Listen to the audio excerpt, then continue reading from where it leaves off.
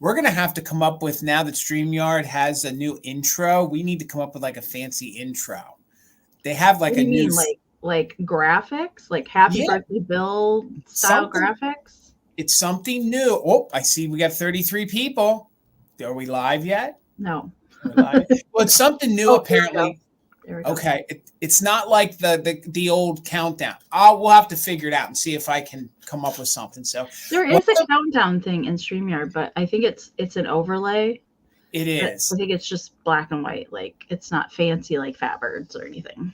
Well, and this one might be fancy like Fatbirds now that you can insert it I don't know. We'll try to figure it out. We'll try to get all fancy and hip for the kids these days. So happy Wednesday, everybody. We hope you guys are having an excellent week. If you're not familiar with what's going on here on your screen, this is a little show called Fantastic Finds.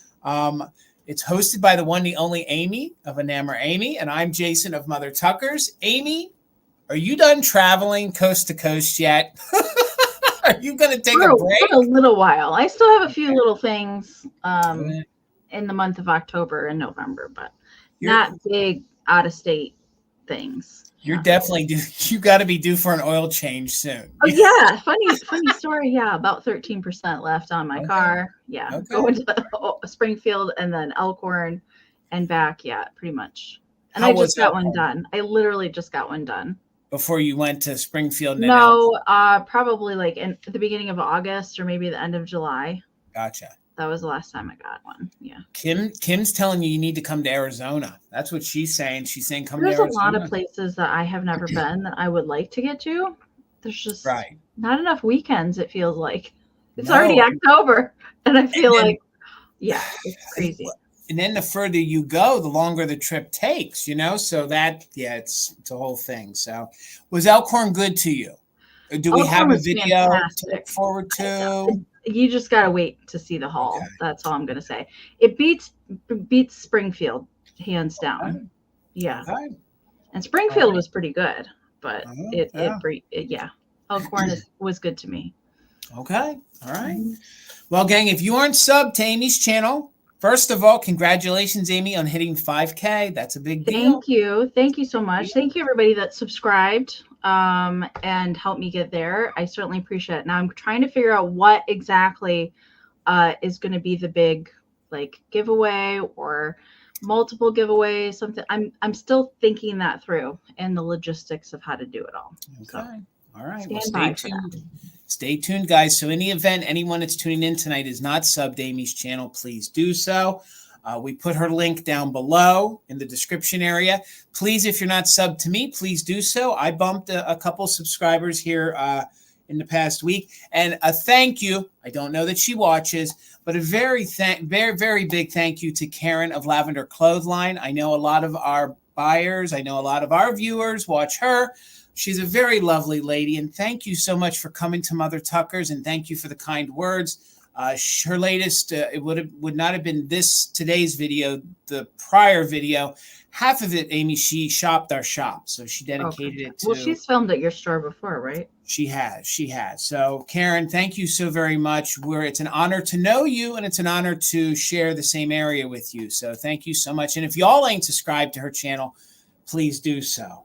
Well, I guess we better get into it. Maybe, Amie, one of these times you'll now just have to go live and shoot the breeze live and do that, because I feel like there's so much we could talk about live. We could definitely do that for a long time. We could. So as we go live, our official mod and bid ender is the one, the only Karen G. Thank you, Karen. And our backup is Kim, also known as Desert Gal. So StreamYard now allows you to have a dark screen. That's what we're trying tonight on my end hosting. Did you see that on your end yet, Amie, for StreamYard? No. Yeah. No, because I haven't scheduled anything prior to the update. It's a new setting that you can do a blackout screen. So it's supposed to cut down on the glare when you show things because of the monitor. Okay. So let's see how Jason's eyes deal with this tonight. This could be really good or really bad. So does it look different from your end, though? It does. It's like, when you can do daytime screen on your phone and then everything. Yeah. Yep, you can do that now on StreamYard. So instead of it being bright white, everything's black, and then all the type is white. So it pops a little bit more, and it's supposed to cut down on any glare because folks that if you watch us and we hold things up, sometimes we get that weird glare. It's not necessarily our ring light. It's the monitor's light that messes it up. So now you can eliminate that. So we're going to see how it goes. So I guess I'll have to schedule a sale and then I get to sit out. Yes. Or it could be in your settings on your end now. I don't know. So, all right. Let's say hello to everybody. He made it. He was number one. Willie is definitely in the house. He's number one this week. So hello, William. It is so good to see you, sir. Speaking of William, sir, you got to stick around. If you guys are new to Fantastic Finds, we have a live sale. We share our Fantastic Finds, and then we turn it over to you guys. So tonight, William is one of our spotlighted Fantastic Finds, and Brenda Batts. So those are our two. Double yay. So, and William has some really epic stuff he shared with us and a really fun story. So, gang, you're going to want to stick around for that. So, hello, Terry. It's so good to see you. The very lovely Terry Valenti is in the chat. We have Tracy checking in. Artsy Fartsy. It's so good to see you. The one, the only Karen G. She's our official mod and bid ender. Pardon me, familiarize yourself with that avatar. She will be the one closing out all the bids tonight with a bid end. There's our friend Perla. Please give her a sub here on the YouTubes as well. There's our friend Kim, also known as Desert Gal. She's our backup mod and bid ender. Gang, if you're not a buyer, if you're not registered to be a buyer over on Vamp, you need to do so because Kim, if you can drop your links to Vamp, you can go over and shop virtually 24 hours a day. It's a virtual antique mall, and you can buy things directly from Kim. So make sure you head over. She's really posting some fun things, and rumor has it, she got her hands on some really good Christmas. So she's going to be selling some Christmas here coming up. So I may have bought some from Kim already. It was good. Okay. All right. So make sure you guys are following her over on Vamp for all the good. So I'm snapping full. It's my man. It is Gavin of Grady Group of Vintage Recordings. Please give him a follow. He's got a YouTube channel right here. It is the same name, Grady Group of Vintage Recordings. Plays music on a turntable. He spotlights some other shops here. Thank you very much always for doing that, Gavin. He drops a lot of knowledge, and it's the same name here as it is over on Instagram. So, Karen, at any point, if you want to drop Gavin's links, please do so. I think he was charging in on the 1,300 subscriber count. So it's good to see you, sir.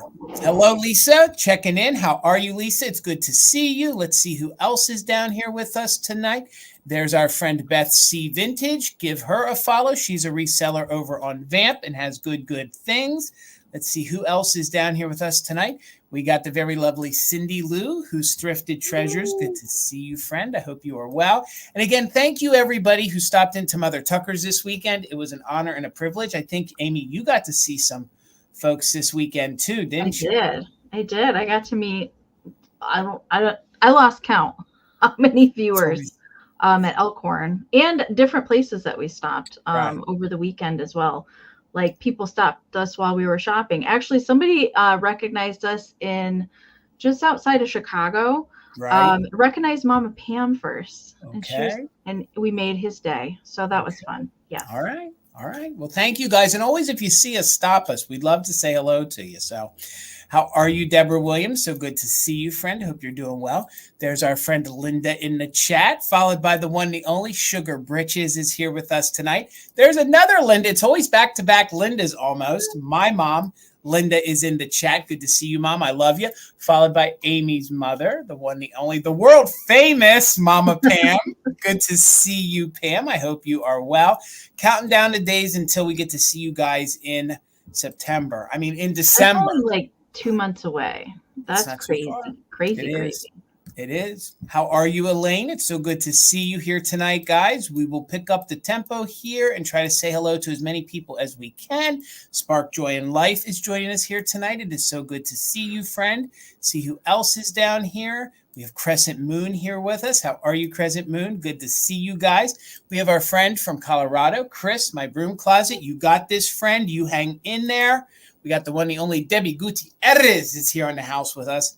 That was a good roll right there, Debbie. You got to admit. So there is Elizabeth here with us tonight. Good to see you.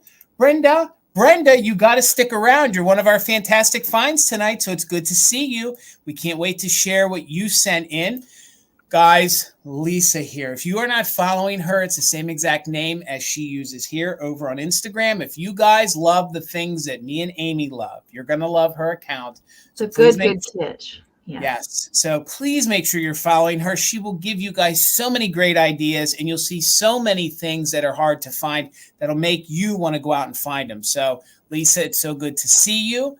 There's Daisy Girl checking in. I hope you're doing well, Daisy Girl. Let's see who else is down here with us. Hello, everybody. I cannot believe. Did you see Daisy's question? No, what is it? Are the corn shakers? Yes, they are, Daisy Girl. I had them set aside to the store, and they are yours. So I will write that down. Yes. Hold on. They are yours. Thank you so much. Those Daisy, are cute. They are. Big anthropomorphic corn. They remind me of the village people with the mustaches. So yes, Daisy Girl, they're yours. So absolutely. And I'll sit them to the side for you. Thank you so much. Will you do me the pleasure? You do better with her name than I do, Amie. Dusty Moose. Oh, okay. I got a little vibrato on there. Okay. All right. Hello. It's good to see you. We have Debs checking in. How are you? Well, I did miss my Tina. It's good to see you, Tina. Debs is there. Sharon's checking in at Freddie Finds. Gang, make sure you're following her on all the platforms. She has a live sale tomorrow on Instagram at 2 p.m. Eastern. Hopefully you guys can go hang out with her. She would appreciate seeing all of you guys. Let's see who else is down here with us. We'll try to move as fast as we can. I'm going to put a big smile on my face because I'm saying hello to Pat Robinson. Good to see you. We have Shannon Ferrara is here with us. Good to see you. You had a good birthday last week, Shannon. I hope you did too. I know I did, and I'm sure you did too. So hello, Laura. It's good to see you. I hope you're well. Let's see who else is down here with us tonight. We have Lily Pond Treasures. Gang, make sure you're following her. She did a lovely video for Mother Tucker's as well. We have Wanda here with us. Meow, meow. Good to see you. I got to say, I'm going to call it out and call her a kitsch lover. It is Blueberry Barn Vintage because I have to tell you, she's got good taste in things. Mm-hmm. Hello, Liz. It's good to see you. We miss seeing you in our chat. Welcome in, friend. Dawn is here with us, a fellow Pennsylvanian. We have Retro D here with us. Good to see you. Hello, everybody. I think I see a couple duplicates, and we're almost down here to the bottom. Ew. We got Nicole here with us. Good to see you, Nicole. Hopefully you are well. Again, guys, if I ever miss your name, it's never intentional. My eye just didn't catch it. We have Jill checking in with us tonight. We have Angela checking in with us tonight. Good to see you. Hopefully you are well. The lovely Karen Lord is here. How are you? What time is it? Okay, good to see you guys. Welcome in. Who else is here? Circle 7 Farms is checking in. Good to see you. How are you? We got, I think I already said hello to Jeannie, but we'll say hello again just in case I missed it. We have Andrew checking in, Vintage Samples. Good friend of Mother Tucker's, of me and Tina. Gang, make sure you're following him here on YouTube. If we could get him to 1,000 subs before the end of the year, that's his goal, and I think it could be done. So we're back down here to Mama Pam. So what we'll do is we'll turn it over to Amie. She'll explain to us how the sale is going to work, and we're going to charge into it because we got some good stuff here tonight. So Amie, I'm done. The floor is yours.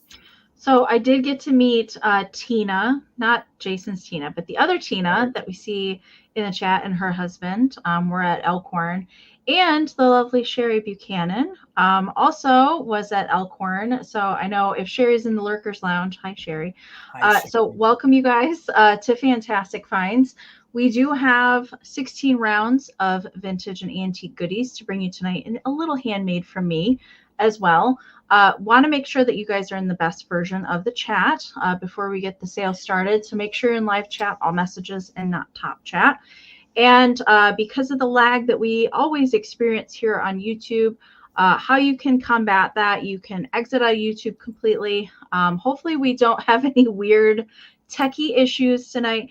But if some reason we start to spin, or maybe you're lagging behind, if you touch the screen, so you touch that Mother Tucker's icon up there in the corner, you can hit playback speed and 2 times. If you're lagging behind, we will sound funny and kind of fast forward until you're caught up to us. You can also find that on the computer in the lower right-hand corner. So gear wheel icon, playback speed, 2 times. That'll definitely help you out throughout the sale tonight, especially if you do plan to bid on anything. do that whole series of events before you put in a bid. That way make sure you're as current as you can be before you put in your first bid. Okay. So we will be doing all auction style this evening. So we'll give you a starting price. Jason will pin it up here on the screen. If you're interested in bidding on anything tonight, you're welcome to put your bids down into the chat.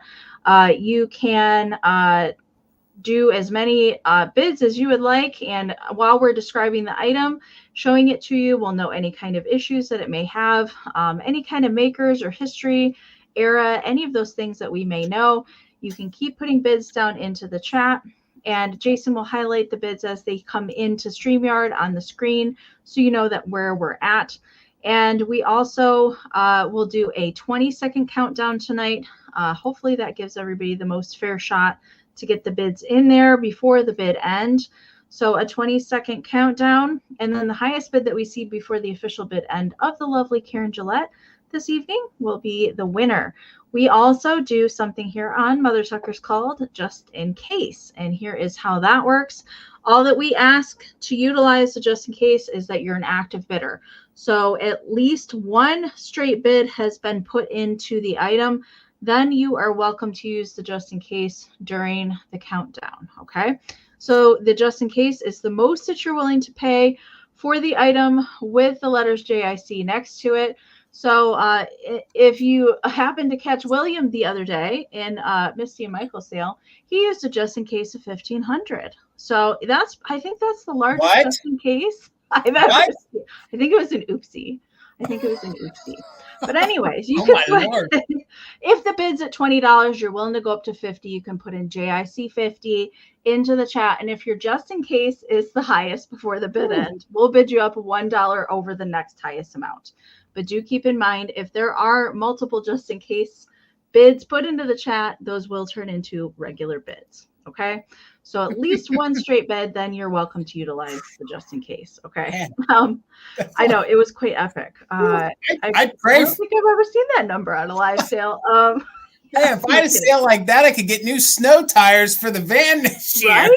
Right. Lord, I'm sweating. So if we don't see any bids come in for an item, so we do recommend, because of the lag, a lot of people have been coming in after the bid end, not just in our sales, but other sales that I have popped into. A lot of people have been coming in after the bid end.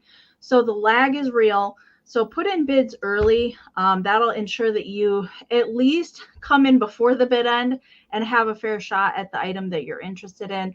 But if we don't see anything come in after we're done describing the item and all of that stuff, we will still do a countdown of interest. So still a 20-second countdown, as we're not doing a recap at the end. So countdown of interest, 20 seconds instead of a recap. So that'll be your last chance to snag the item before the bid end. Okay. But if regular bids come in there, then Just in Cases can be in play, as long as everybody's got a bid in there, and it will be just a regular round. Okay. What am I missing? Just the info. Information. Yes, information. So we have our emails up here on the screen. So make sure and take a screenshot if you need to come back to that. Also, you can find it in the description of the video. Jason has pinned it in the top of the chat, and our lovely mods put the information into the chat as we go along throughout the sale as well. So we do need some information from you if you win an item tonight. Maybe you haven't bought from us in a while, or maybe you're a brand new buyer. In either case, we do need an email from you with your YouTube screen name, your real name if it's different from your screen name, your full shipping address, especially if you've moved recently, or maybe you're in a different home for the season, and an email that we can send your PayPal invoice to. If you don't have PayPal, that's okay. Send us an email with all that same information. Let us know that you want to check out as a guest. We do have guest links. When we send out our invoices, we can send that to you, and then you can check out with any debit, credit, PayPal, Venmo, or Apple Pay. So pretty easy to shop with us. As far as packing and shipping goes, Jason and I both do our invoicing in PayPal. Do keep in mind that once our invoices are sent out, payment is due within 24 to 48 hours. So keep that in mind. And I do my invoicing usually the day after our sale, and Jason always does his invoicing on Saturdays, unless we have some schedule changes or events coming up. But that is usually standard fare with the both of us. We do our packing and shipping in not PayPal, Pirate Ship, to get you guys the discounted rates on shipping. So keep in mind that shipping is not included in the winning bid price. That is additional added onto the item, but you guys do get the same kind of discount that we get through Pirate Ship, much, much cheaper than retail shipping. I ship out of Michigan. And like I said, I will be doing my invoicing tomorrow. So I will email everybody once your invoice is out there in the interwebs, so you are not wondering where it's at. So I'll just send an email out to everybody tomorrow. And US and Canada and Australia is our shipping. Yeah. Philomena. For shipping, remember, I'm out of Pennsylvania, so my shipping will be coming out of Pennsylvania. Amie covered everything for me. If you bought from me on Monday, or if you plan to come to the Valentinos over on Instagram this Friday at 8 p.m. Eastern, shameless plug, you'll have an open box. I will combine everything as long as I can do that safely for you guys. If you want to pick it up at the brick and mortar at Mother Tucker's, all you have to do is email us that, and then we will correspond through the emails on when and how you want to pick it up. One side note, you're going to hear this out there. Apparently, postal rates are going up, okay? Tina sent me a little memo right off the press, okay? Pirate Ship has said that rates will not really go up much for us. It will be minimal for us. So you will get even deeper discounts from October 6th to January 19th through us. So actually buying with us, you will even get cheaper rates because the U.S. Postal Service is going up. So they have said, unless it's something extremely oddly heavy, the rates should not be but pennies for you guys, for us. So that's something that we can pass on to you guys. So as we head into the Christmas shopping, please remember, shopping with us, since we use Pirate Ship, you're getting even cheaper rates, okay, than anywhere else. So let's say hello to some other friends that jumped in. Let's get into it. I feel like it's been forever since we've seen some folks. How are you, Sally B? It's good to see you, friend. Hopefully you are well. There is Karen Kennedy. Good to see you, Karen. I hope you are well. And I think those were all the other ones that jumped in. I think so. So let's jump into it. If I missed you, I promise I'll say hello to you twice in an upcoming sale. And there is the Tina you met, the other Tina.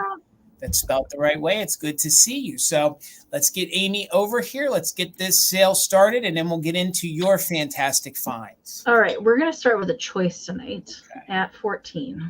And I do have two different sets of cat shakers. They're totally different in style. So the first one, I picked these up because I thought that they could work in a Halloween display.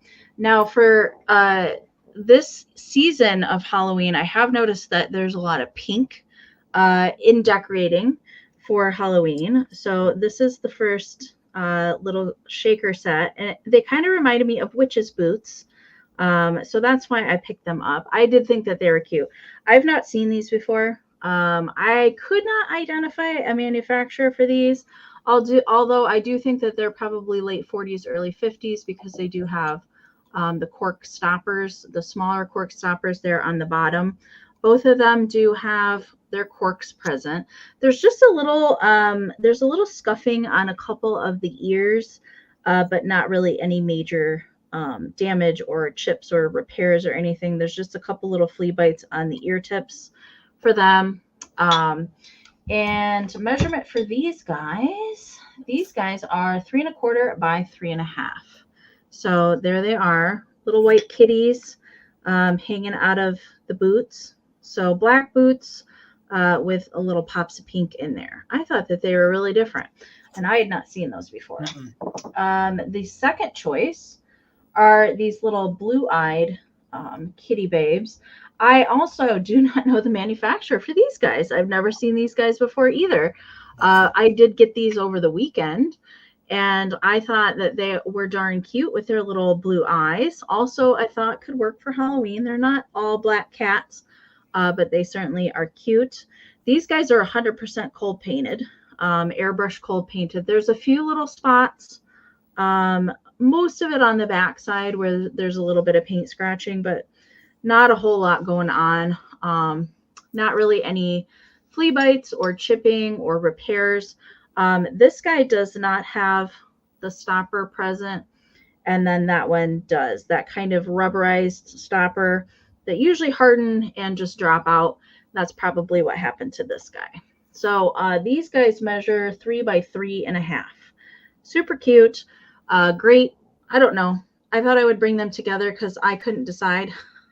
They go good together. They look good.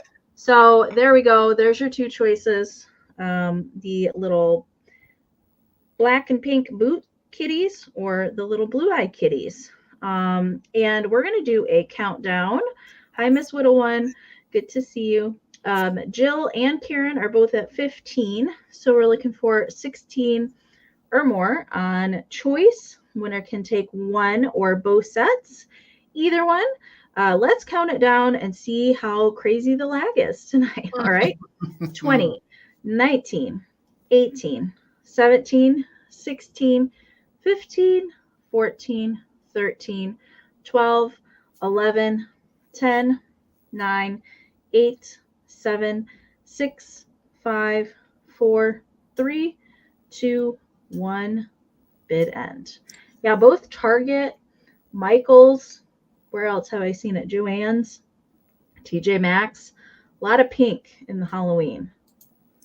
Speaking of kitty cats, Amie, congratulations on the new addition to your family. Thank you. If you guys didn't see, we got a new orange baby. His name is Parmesan. There's a picture over on Instagram. I'll post it here on my community tab in the next couple days as well if you haven't seen it. But he's a ball of energy. That is for sure. It's cute. All right. There is the kitty boot bid end from Karen.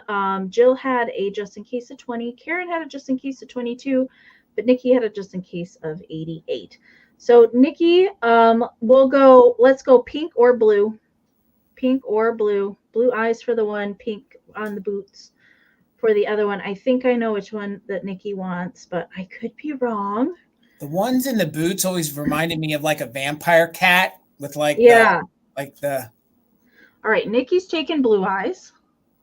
So Mickey blue eyes for Nikki. Okay. Boots. So second is Karen. Karen, let me know if you want the boot kitties. And after that was Jill, I believe. Yep. And I can just watch the chat. Thank you so much. All right. Karen wants the boots. You got it. Congratulations. Thank you. All right, guys. My first round will be choice. They will be $12 choice. I bought somebody's collection of Joseph original bunnies, okay? So I have a couple of them for you tonight, and then that'll be it. So I figured we'd do it once and done. So it'll be $12 choice. These are larger Joseph originals. So you can sort of see how tall they are. This will be your first choice. One I'm calling Mama Bunny, and the other one is Mischievous Bunny, his little britches are getting caught while he's trying to jump over the fence. So let me show them to you one at a time up close. Like I said, they're $12 choice. Mama Bunny is 5 inches tall, okay? She is 5 inches tall. She measures about 3 inches wide. She has her original Joseph original sticker right there. You can see right there. I do think they put some putty on the bottom at one time, or they had some felt on the bottom. So some of them do have a little bit of green on there, but you can see there is the original Japan sticker still and absolutely no damage. I think these are so cute and adorable. If you guys love Joseph originals, I have to be honest with you. I collected Joseph originals for a while. I have never had any of I think I had one of the tiny rabbits. I've never had one of these larger ones. So $12 choice. This one is your first one. This one is Mama Bunny. You can see she has a little daisy here on her apron, and then she has this little bustled, like this big bustled out blue dress. So that'll be the first one at $12. I love their eyes, the great details. She's sort of like, oh dear. She has like an oh dear kind of face there. So that's your first one. Your second one I'm calling Fence. This one is the little mischievous bunny who got caught going over the fence. So cold paint is in very good condition. No damage to the ears at all. Those eyelashes, I think, are spectacular. This one just has, I think, just the original Japan sticker on the bottom, and these are large. He's 4 inches tall by 4.5 inches wide, okay? So just $12 if anybody is interested in either Big Bunny going over the fence. And again, I thought he would look good in maybe your fall displays. You can see they did put some daisies down there on the bottom. So there are daisies there, kind of like a little field. So I see you, Sharon, for 12. Thank you so much. So again, this one we will be calling fence because he's trying to, of course, get over the fence. There you can see the eyes, great detail. So there he is. And let's show Mama one more time, and then let's go ahead and do a countdown. So I see Nicole in at 13. We're looking for 14 or more. So there's Mama. And she would be really cute if you had some of the smaller bunnies. I have some smaller ones coming up. Kind of do a little family of them if you wanted to. So let's go ahead and do a countdown. We're looking for 14 or more. We are doing just in case for active bidders, and these are large Joseph originals. So 20, 19, 18, 17, 16, 15, 14, 13, 12, 11, 10, 9, 8, 7, 6, 5, 4, 3, 2, 1. Bid end. We're looking for 14 or more. The bid end from Karen G. And this one will be mom or fence. Mom or fence. I see you're just in case, Nicole. Thank you so much. Again, I'm not saying these are rare. I just don't see the large Joseph ones that often. So, all right, Nicole, you get first choice. Sharon, you'll have backup. Let me know. Nicole, did you want mom or did you want fence? Or were you interested in both of them? And I do have 4 more coming up tonight. So I have the whole family. Are they all from the Bunnykins? Are they all that? They are. Line? I'm pretty sure they are. I know one of them is called Peter Rabbit. So I know one of them actually is reading the book Peter Rabbit, I should say. I don't know that he is Peter Rabbit. So there, and neither one of these have damage. And you just let me know if you want mama or fence. Mickey wants fence and Sharon wants mama. Okay, I missed both of those. Thank you so much. Congrats, guys. All right, Amie. All right, 24, Jason. Okay. I have 3 handmade rounds tonight, and they're all Halloween. Well, kind of all Halloween. But I have another one of my little Irwin Cupid babes tonight. This was a vision I had in my head. And little Cupid has dressed up in her little cat costume to go trick-or-treating. So I have made with some vintage fur her little cat ears and a big old bow. So that's meant to mimic like a little mask that she would be wearing out trick-or-treating. She does have a little bit of fur here as well. And then her little vintage chenille tail is poking out the side of the dress. She does have a little vintage trick-or-treat bag on her hand. This is not attached on here, so you can take that off there if you want. Of course, you can pose her differently with her hands if you want as well. And then her little dress is made out of this teeny tiny little pumpkin fabric. This is not vintage fabric, although it is definitely vintage inspired. Her legs do not move, nor does her head. So those are stationary, but you can kind of position her hands if you want. And there is the back side. Her little booty is covered up, but her tail is poking out there.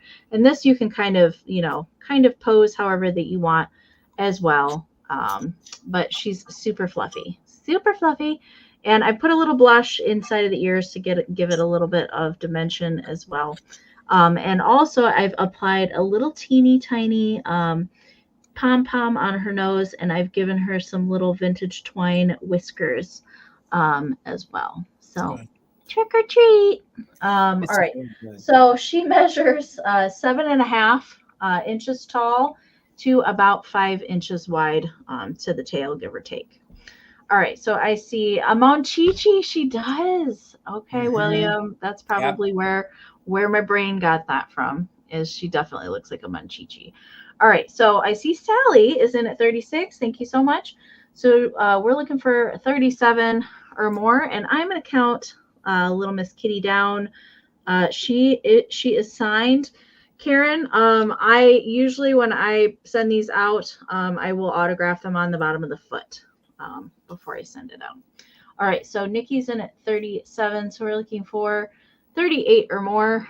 20, 19, 18, 17, 16, 15, 14, 13, 12, 11, 10, 9, 8, 7, 6, 5, 4, 3, 2, 1, bid end. So I have next Tuesday, I'm filling in for Misty over on Virtual Antique Marketplace. Usually Misty kicks off the Tuesday quickies at 5 p.m. Eastern. I am filling in for Misty next Tuesday. I'm trying to do Nightmare Before Christmas, so a mixture of Halloween and Christmas next Tuesday. So I'll have some more handmade Halloweenies, probably the last go, I'm thinking. All right, there is the bid end from Karen. Thank you so much. Catherine was at 40. Sally put in a 41, but Karen put in a just in case of 60 over Nikki's just in case of 48. So Karen, she is coming to you for 49. Congratulations. I'll make sure and autograph her on the foot there before I send her out. Thank you so much. Awesome creation, Amy. This is that's probably one of my favorites that you've done so far. So with those Irwin babies. So all right, guys, $22. I've personally never owned one of these. I think they're kind of epic. I really think they're fun. I got excited that I actually found this. I do believe that this is represented in a Holt Howard price guide. It isn't Holt Howard, but I do think it is represented. So if you guys love some crazy good kitsch, this is what I think one of the holier grails of kitsch. Okay, so it is, of course, this sort of Victorian yet 50s kind of couple. It is a spoon rest. So you were supposed to use it as a spoon rest so you can see the faces are shaped like spoons. So, but it also can be hung on the wall. It has stamping on the back that kind of mimics Lefton for me, but I don't know that it is Lefton. And it is made so it does stand on its own. Okay, so you can do multiple things with it. It is made of ceramic. It is in very good condition. It is a very nice, large piece. It measures about 9 inches tall by 6 inches across, okay? There's absolutely no paint wear to it. There is cold paint on the lips. There is some other cold paint. It is all present and in super good condition. There are a lot of places where this could have gotten chipped up. There are no chips. It might be getting washed out, but she is wearing a pale pink blouse, okay? His bow tie is pale pink. He has some pink stripes right there. His little lapel flower is pink. He has a very dapper, like green style jacket he's wearing. She, of course, is blonde. He has those double curls, very like 1920s looking hair. And again, this is really, really, this is kitsch-tastic. And it also has a flair of mid-century. So hello, John. Good to see you, sir. Karen G. Hello, Katie. Good to see you. It would be very good for a Valentine's Day display. And I was also going to say for folks, seeing that Karen was bidden, if you guys collect like bride and grooms, this might be a good background piece for, your bride and groom displays. But there are no chips. There are no cracks. There's little to no crazing on it either.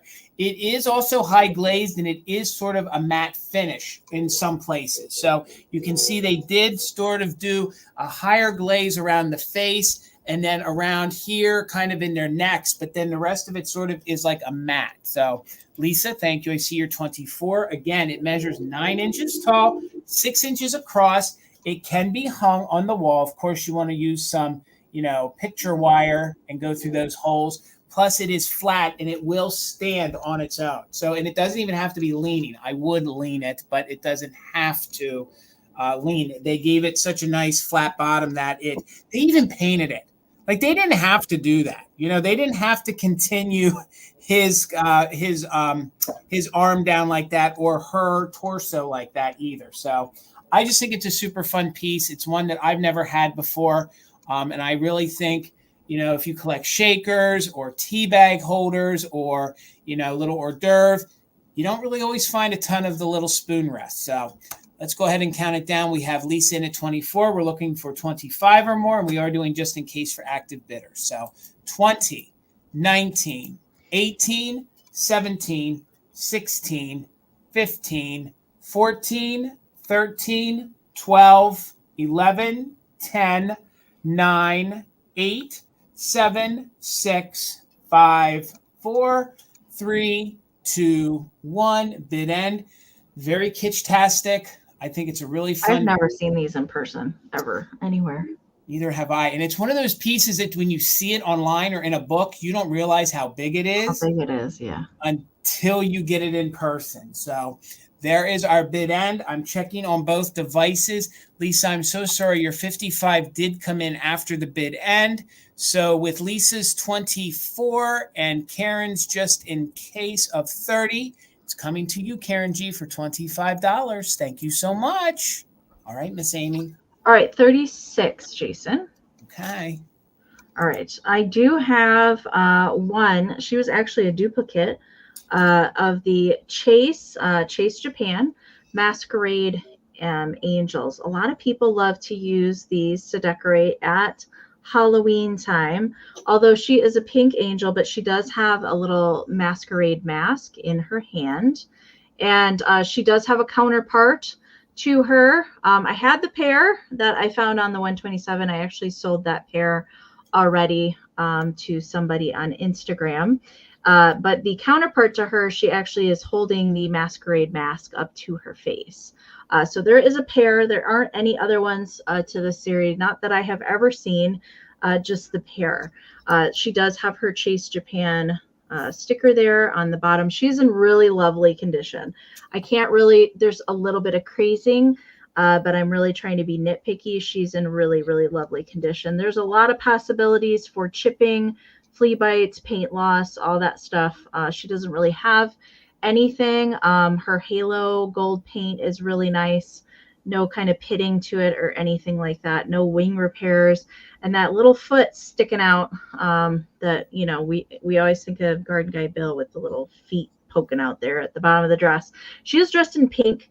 It's getting a little washed out. It is light pink for her dress, and her counterpart is in yellow. But she's really, really nice. She is a larger angel. You can see she does measure 6 1/4 inches tall by about 4 inches to her kind of kicked out dress here on the side. All right. So I see Miss Gutierrez is in at 38. Thank you so much. So we're looking for 39 or more. Let's count her down and keep it moving. Especially, I thought she would work great. You know, if you are doing the pink Halloween thing, she will fit right in. All right, let's count her down. 20, 19, 18, 17, 16, 15, 14, 13, 12, 11, 10, 9, 8, 7, 6, 5, 4, 3, 2, 1. Bid end. I like her for New Year's. Oh yeah, that's I good like too. her for New Year's.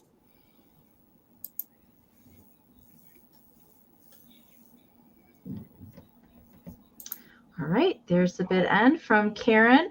Debbie had a just in case, but didn't need it, so she is coming to you, Debbie, for 38. Thank you so much.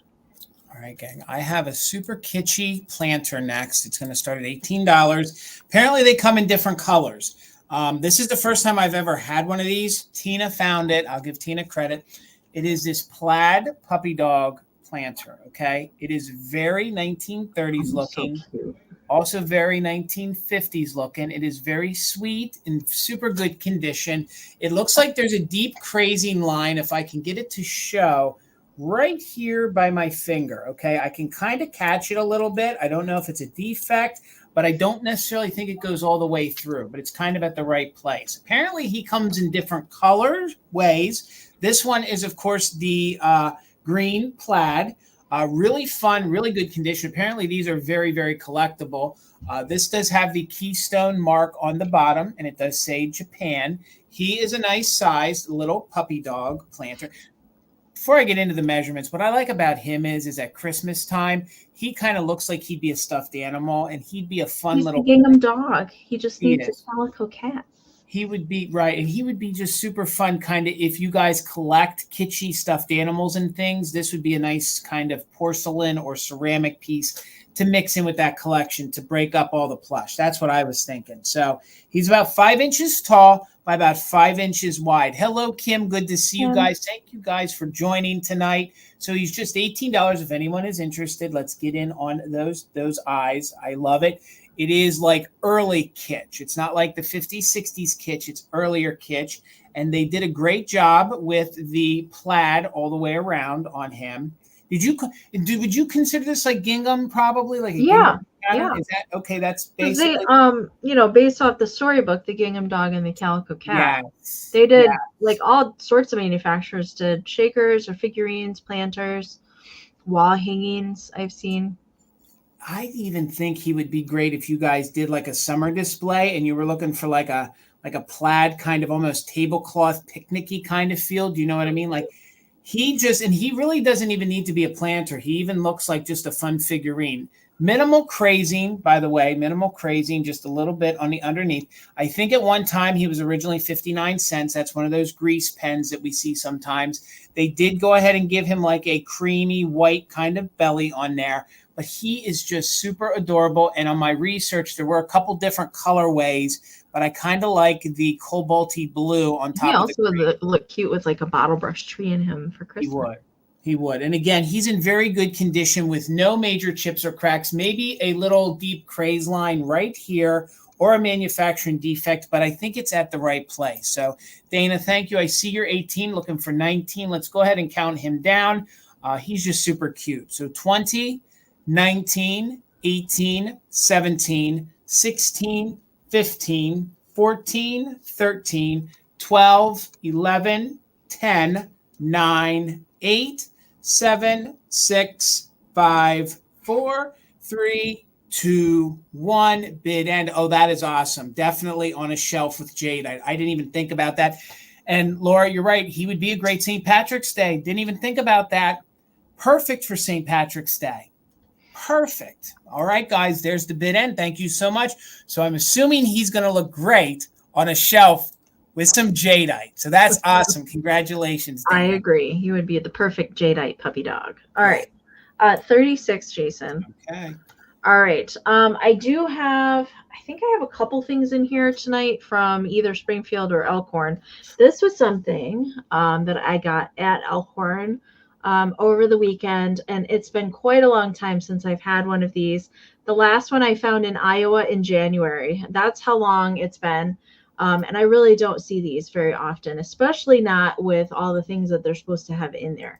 So this is the My Mary Dolly's Linen Closet. So there's a whole series of these, and they were meant to have miniaturized adult products that you could play with your dolly with, just like Mommy, basically.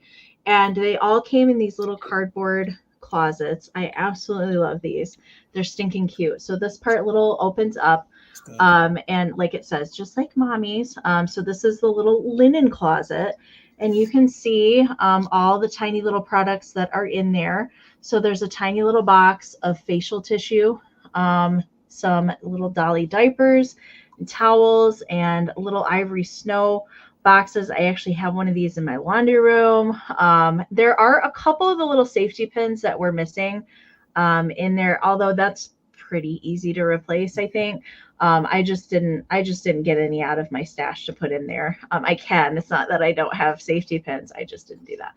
And then we've got little rolls of toilet paper down here. And I will say that this bottom part of the box does have a scent of baby powder, because this little jar right here is actually baby powder. And in its traveling home from Wisconsin, it did pop open and got a little, I had to clean out the bottom of the box. So it does have an odor of baby powder. I'm just letting you know that. And there is actually powder in here. What I will do is I will seal this in a plastic bag before I ship it out.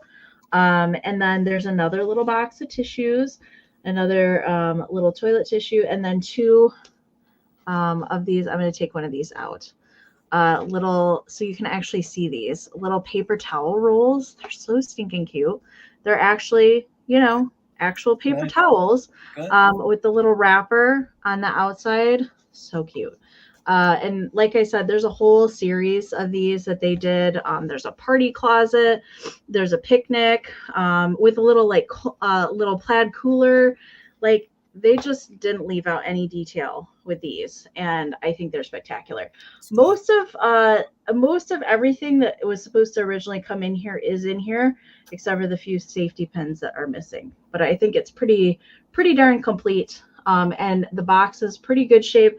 There's a little bit of tape residue that's on the bottom here, and I'll turn it to the back because there's also cute little graphics that are back here on the back side as well. So measurement for the box, it is 8 1/4 by 6 1/4 by 1 3/4, and it does date to 1952. So it survived in its box for quite a while. So I'm always love to find these. They just make me happy. I have a few of the other little products around in my home on display as well. I think I found a little Windex bottle when I was shopping with Jason and Bill in Pennsylvania earlier this year. I think that was at Black Rose. I think it was. I think you're right. I don't know. Yep. But I do look for these all the time. Just in case I run across one that is missing something, then I always have the thing to fill the spot. All right. So I see Miss Lisa's in at 36. Thank you so much. So we're looking for 37 or more. Let's count it down. 20, 19, 18, 17, 16, 15, 14, 13, 12, 11, 10, 9, 8, 7, 6, 5, 4, 3, 2, 1. Bit end. There's actual toilet paper in there. I'm not sure that would get you very far, but you know. Maybe in a pinch. Desperate times. I think we've seen some crazy toilet paper things happen in our lifetime. Yeah, we have. Yes. Okay. Lest we not forget that. Okay. Oh. There's the bid end from Karen. Thank you so much. Lisa, you didn't need your just in case. It is coming to you. Thank you so much. All righty, gang. I have another choice at $12 if I can get my chat to move properly. There we go. And let's move me over. So $12 choice. I have two more of the Joseph original bunnies. These are a little bit smaller. They're very good vintage condition. They're 3.5 inches tall. And this is your first one, the cute little girl bunny. She's got her little lollipop. She's kind of like mommy. They kind of bustled her dress. I guess when bunnies do stand up, they're a little meatier, you know, down there on the bottom. This is all cold paint, you guys. And the cold paint is in superb condition. They gave her some little details there in her little pocket. She has her Joseph original label on the side still. She has the Joseph original. She has the Japan label on the bottom. And she's just is super cute. You can tell she's going to go in for a little lick of her lollipop. So that'll be your first choice at $12, 3.5 inches tall, no chips or cracks. Okay. Thank you so much. Blueberry Barn, I see you in at 12. This is your other choice. This one, this little fella is reading his little Peter Rabbit book. He is in very good condition. This one does have a little bit of the felt residue or the sticky tack residue that they were using to keep it on the shelf, but it doesn't really affect it at all. It hasn't, hurt it. So Sharon, I see you're 13 and he's just reading his little Peter Rabbit book with the little flowers on the back. It's super cute. He's sitting there. And I believe that this might be like the same fella that jumped over the fence, just a little, different viewpoint of him. So he's also 3.5 inches tall as well. No chips, no cracks, all of the cold paint. Whomever had this collection took really, really good care of it. It actually came with a curio cabinet that you could tell they almost had it on there since the 60s in each one of those places. So we'll show him to you again. No chips, no damage. He is your little Peter Rabbit, and we're going to call him Peter when it comes to choosing. 3.5 inches tall. And in this one, we're going to call Girl.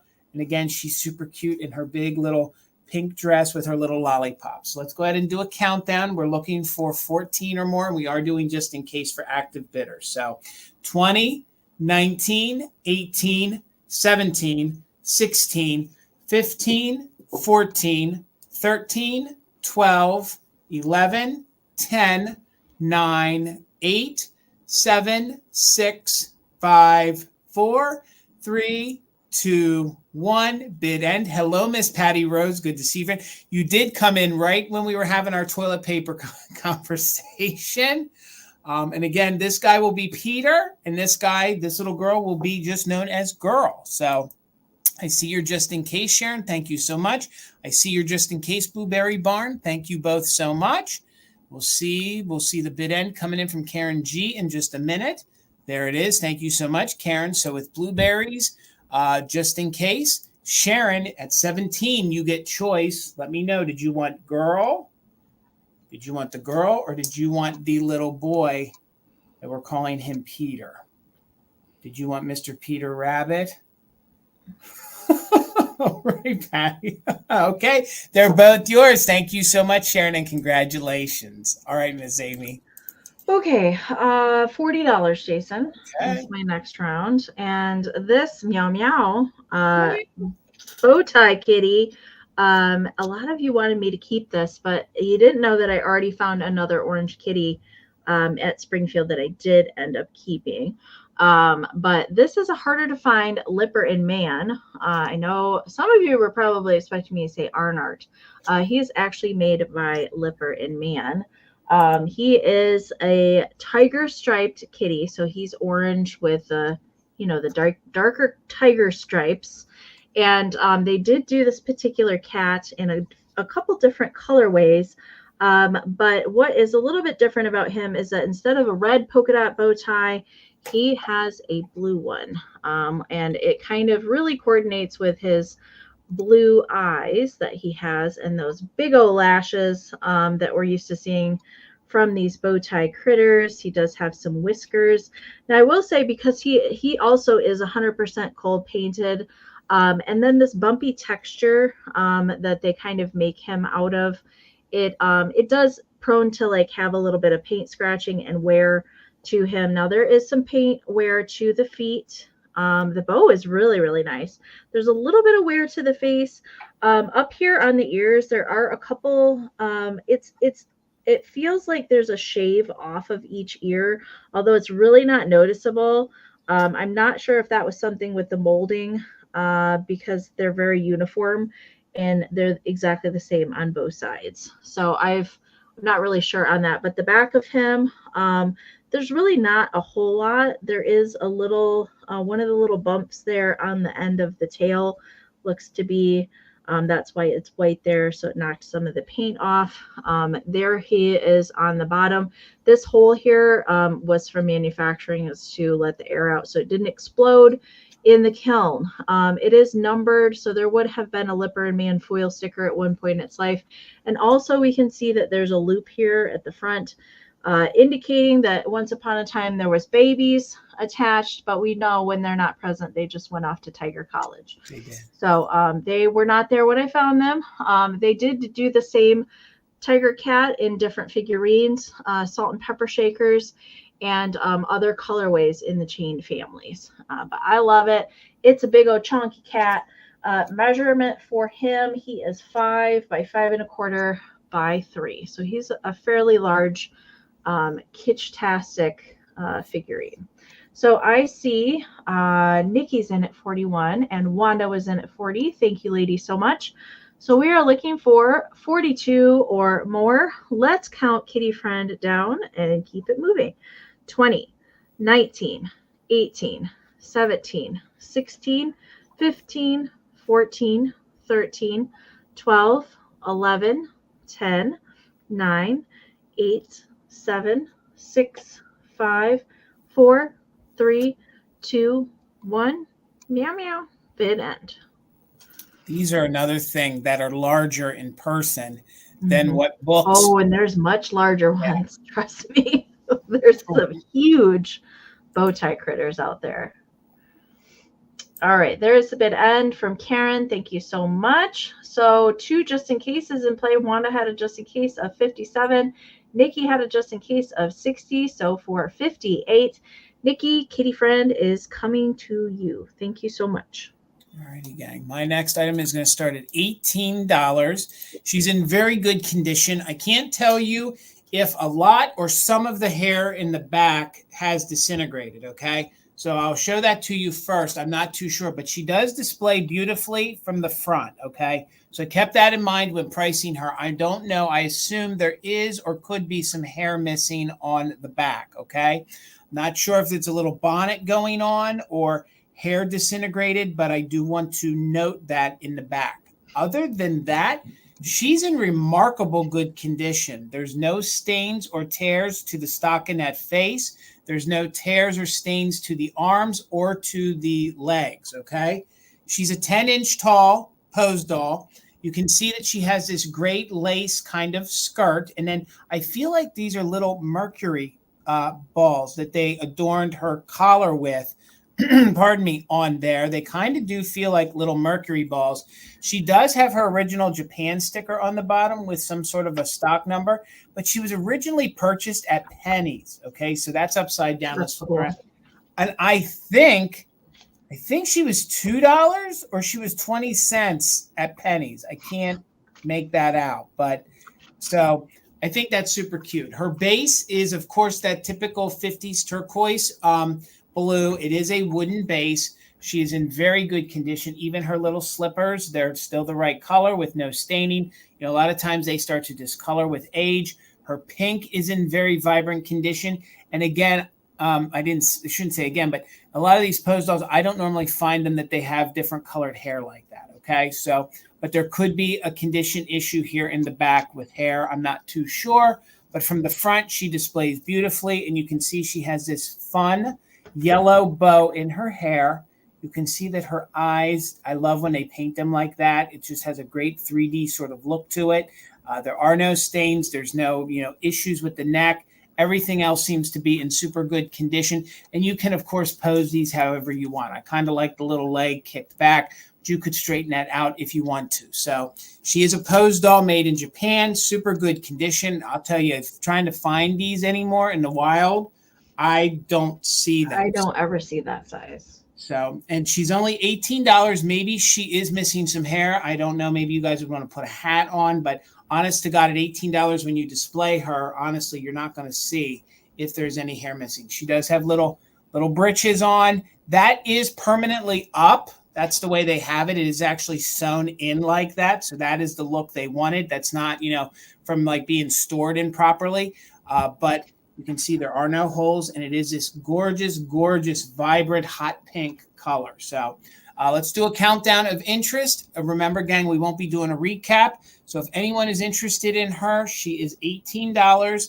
Let's go ahead and count her down, and then we'll move on. So if anyone's interested in her at $18, we'll count it down from 20, 19, 18, 17, 16, 15, 14, 13, 12, 11, 10, 9, 8, 7, 6, 5, 4, 3, 2, 1. Bid end. You are right, Kim. She does remind me of like a little sugar plum fairy. She is just super cute, super dainty, so adorable. All right, we will keep it moving. Over to you, Miss Amie. All right, I have another choice round, and it's going to start at 20. Okay. Just marking my favorite pages here. Okay. Gotcha. I had one of these a few weeks ago when I did my solo Halloween sale, and I found some more at Elkhorn, and I have two tonight. I love these October Halloweeny little children's magazines, and one is from 1943 and the other one is from 1944. So we're actually going to start at the back. I'm going to show you the back of both of them because they have a witch's hat drawing contest on both of the back covers, which I think is pretty fun.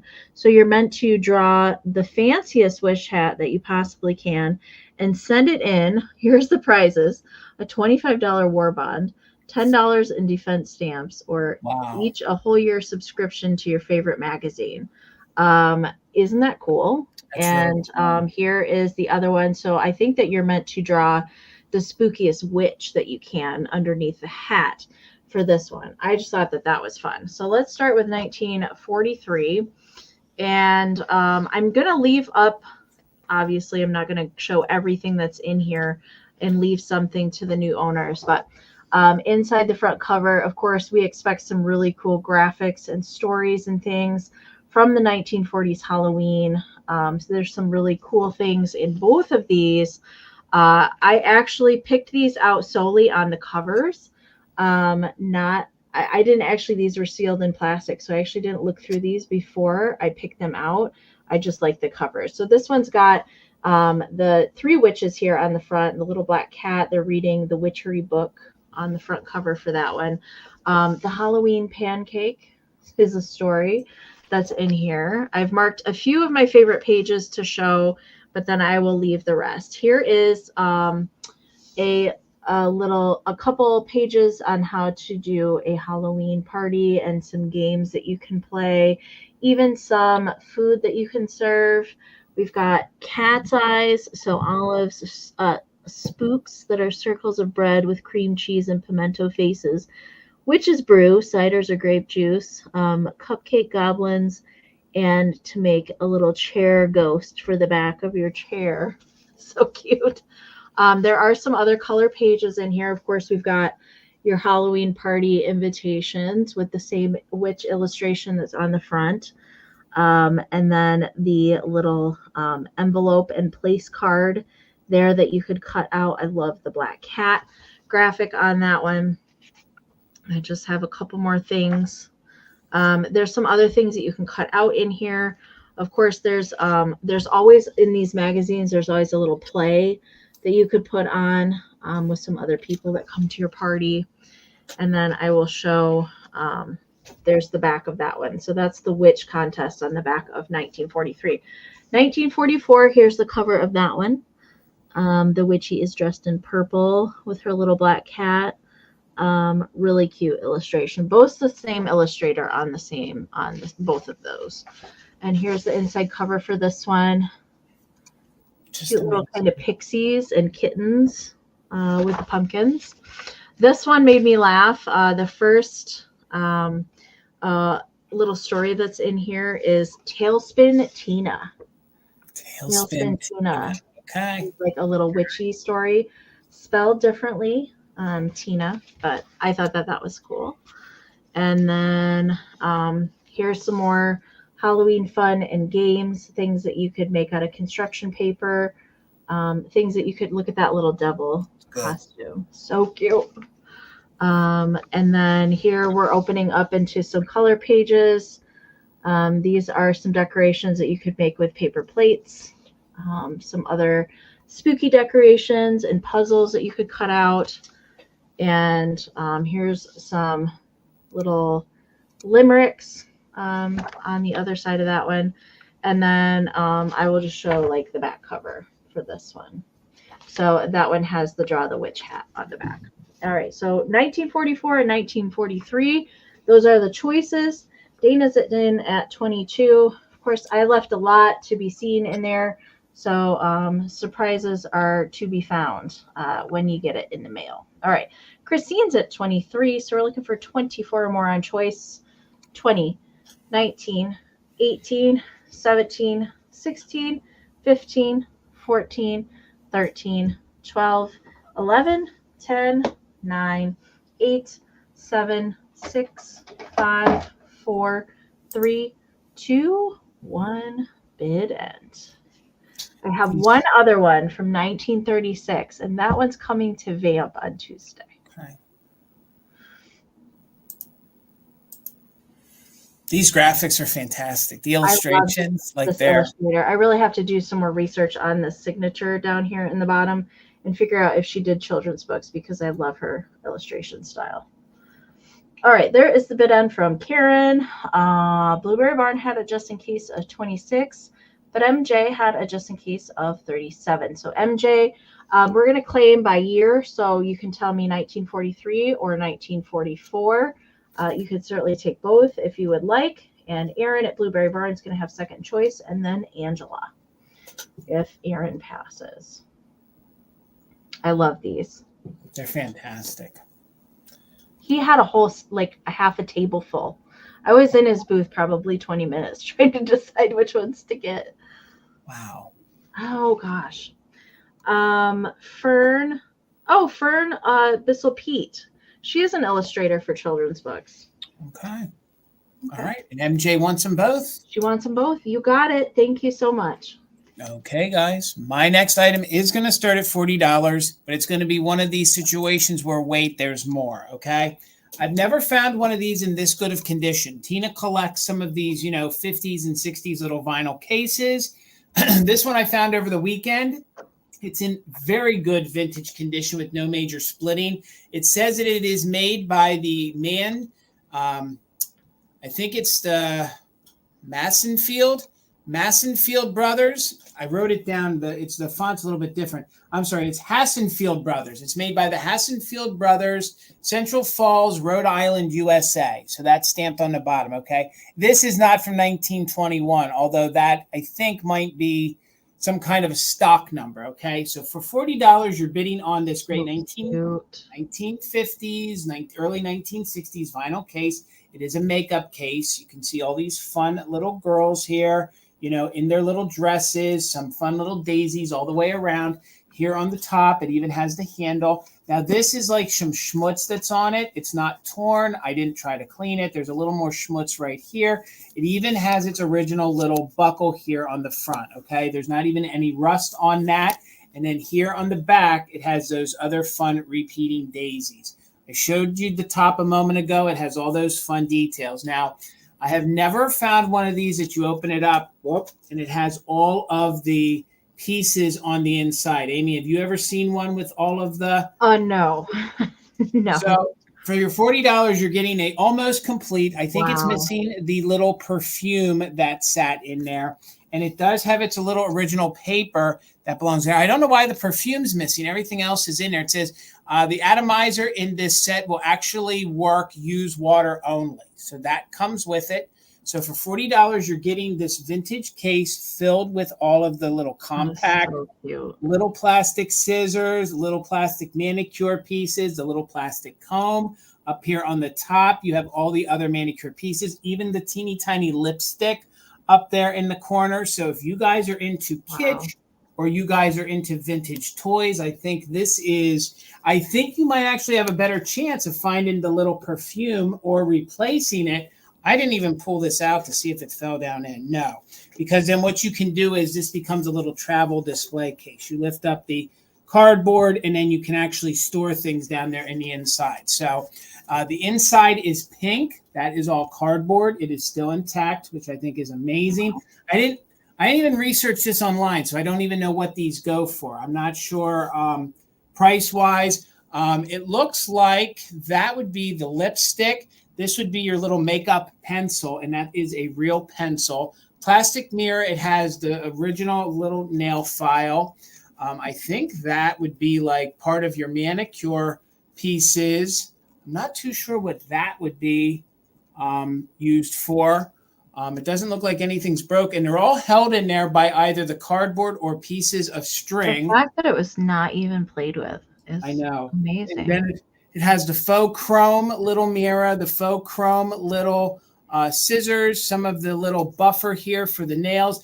And then this is the little powder puff that you would use for the manicure set. So does it come with, I don't know. Toilet paper. No, it does not come with toilet paper, but it does come with its original paper saying that the atomizer is great to use with water. So you close it on up there. Everything is still intact. It does seal. Again, I think it's a super. I would carry that as a purse. I would.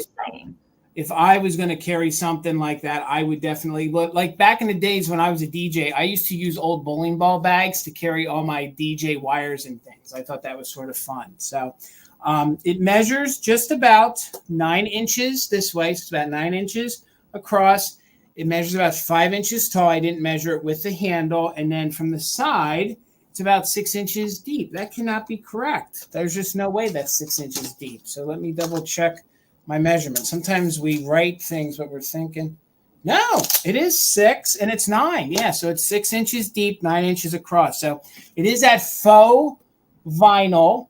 Again, those graphics are in super good condition. All those little ladies are doing what's in the box. You have her putting lipstick on. She's using her little powder. You have her mirror, and then you have the little perfume. So again, super kitschy. And the main colors on here is there is some red. It's like a red burgundy. That is like a very periwinkle blue mixed in here with a little bit of yellow and black. So we'll go ahead and do a countdown of interest. Again, I think this would be super. You know what? If you knew somebody who was a hairdresser or someone who did makeup, I think this would be a fun Christmas gift for them, you know?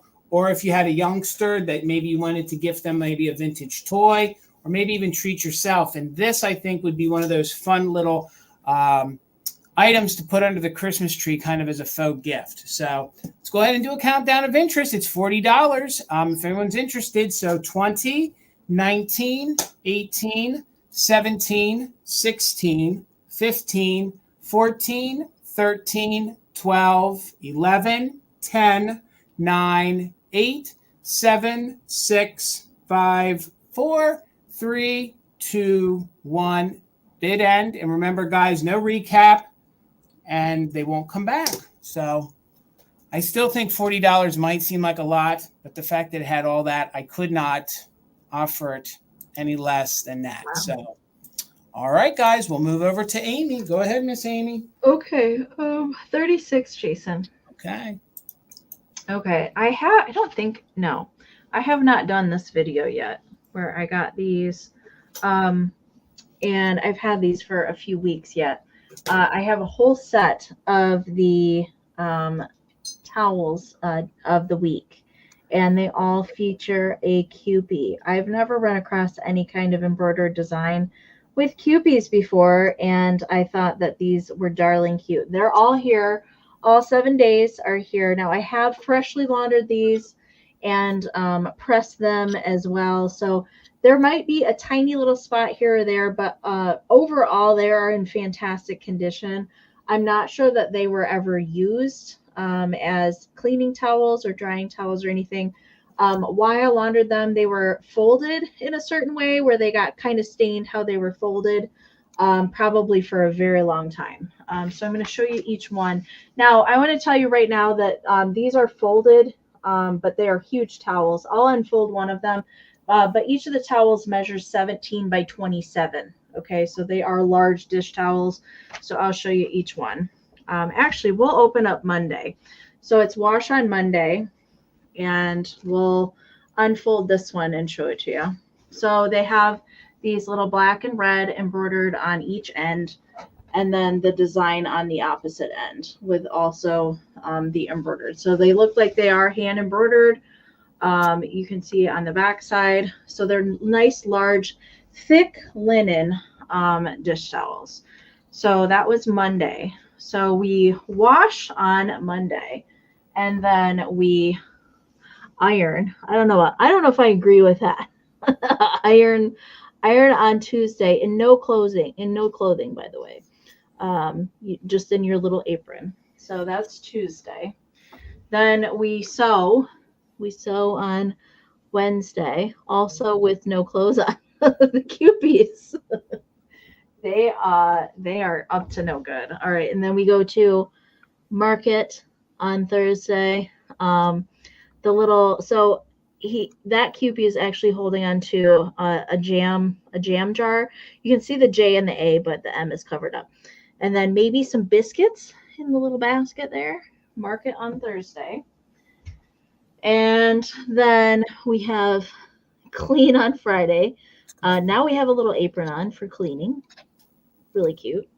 That one might be my favorite. Then we bake on Saturday with the little oven and the little cooking utensils. And then the last one is church on Sunday. So that is the whole set. Really nice shape.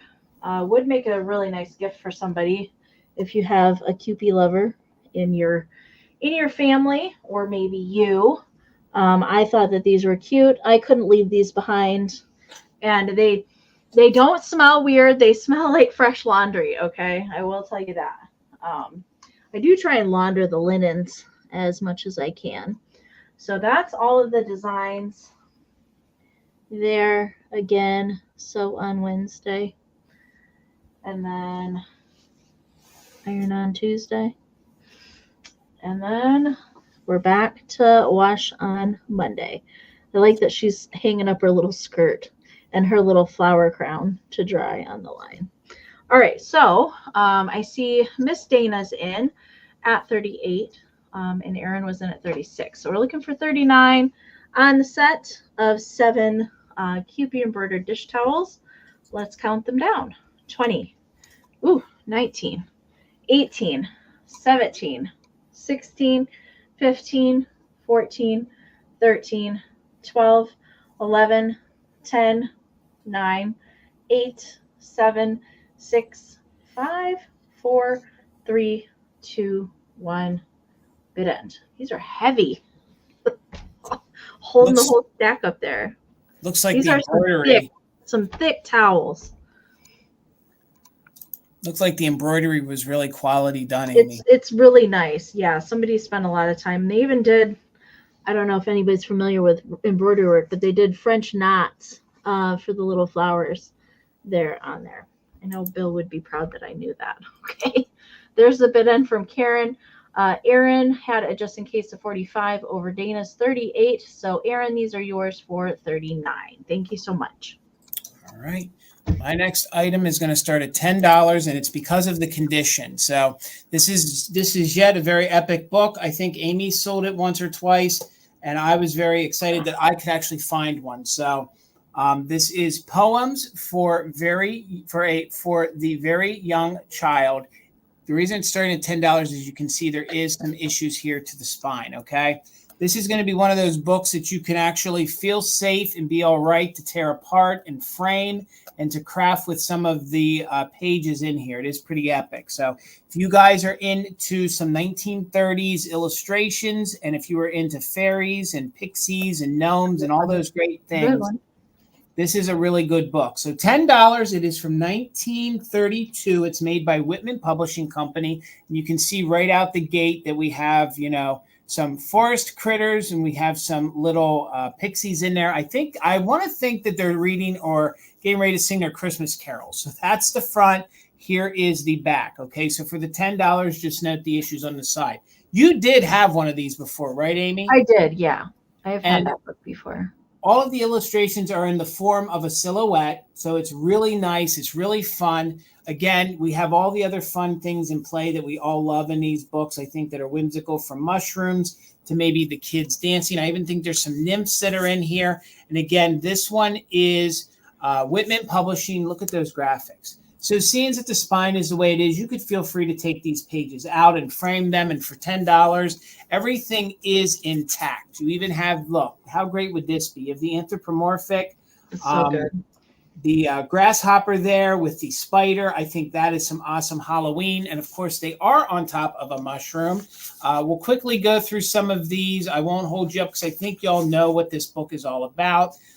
What I love is it has different little poems for the months throughout the whole year. So this would be a fun book to go ahead and maybe frame. And instead of doing like Misty or some of us do that we use different sheet music, you could take these out, for each, month or each time. So I see you, MJ. Thank you so much. In a 10. One of my favorite ones coming up right here. And I do want to be careful. So please forgive me for going too slow. I don't want to harm it, but there is a pretty epic Halloween one I want to show you. What's for October? Summer. There's the mushrooms again. So then as we get into the fall, I thought it was very appropriate. And some of these poems are really fun. It's like summer weather. You have cherry time, the wind. Again, silhouettes. I'll give you the full measurements of the book in a moment. Here is the silhouette here. This is the little brown jug. Look, it's a little beetle. You have a little beetle right there. Again, remember, there is some wear to the spine of the book. Look at the kitty cat. Yeah, man. My goodness. Hey, Robin.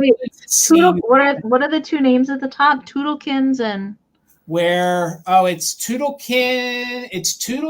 It's Toddlekins and Tidkins. Tidkins. Interesting. We're two naughty kittens. Yes, they were very naughty. And then I want to get to the one page. Now we're getting into the autumn. So we're getting into the autumn.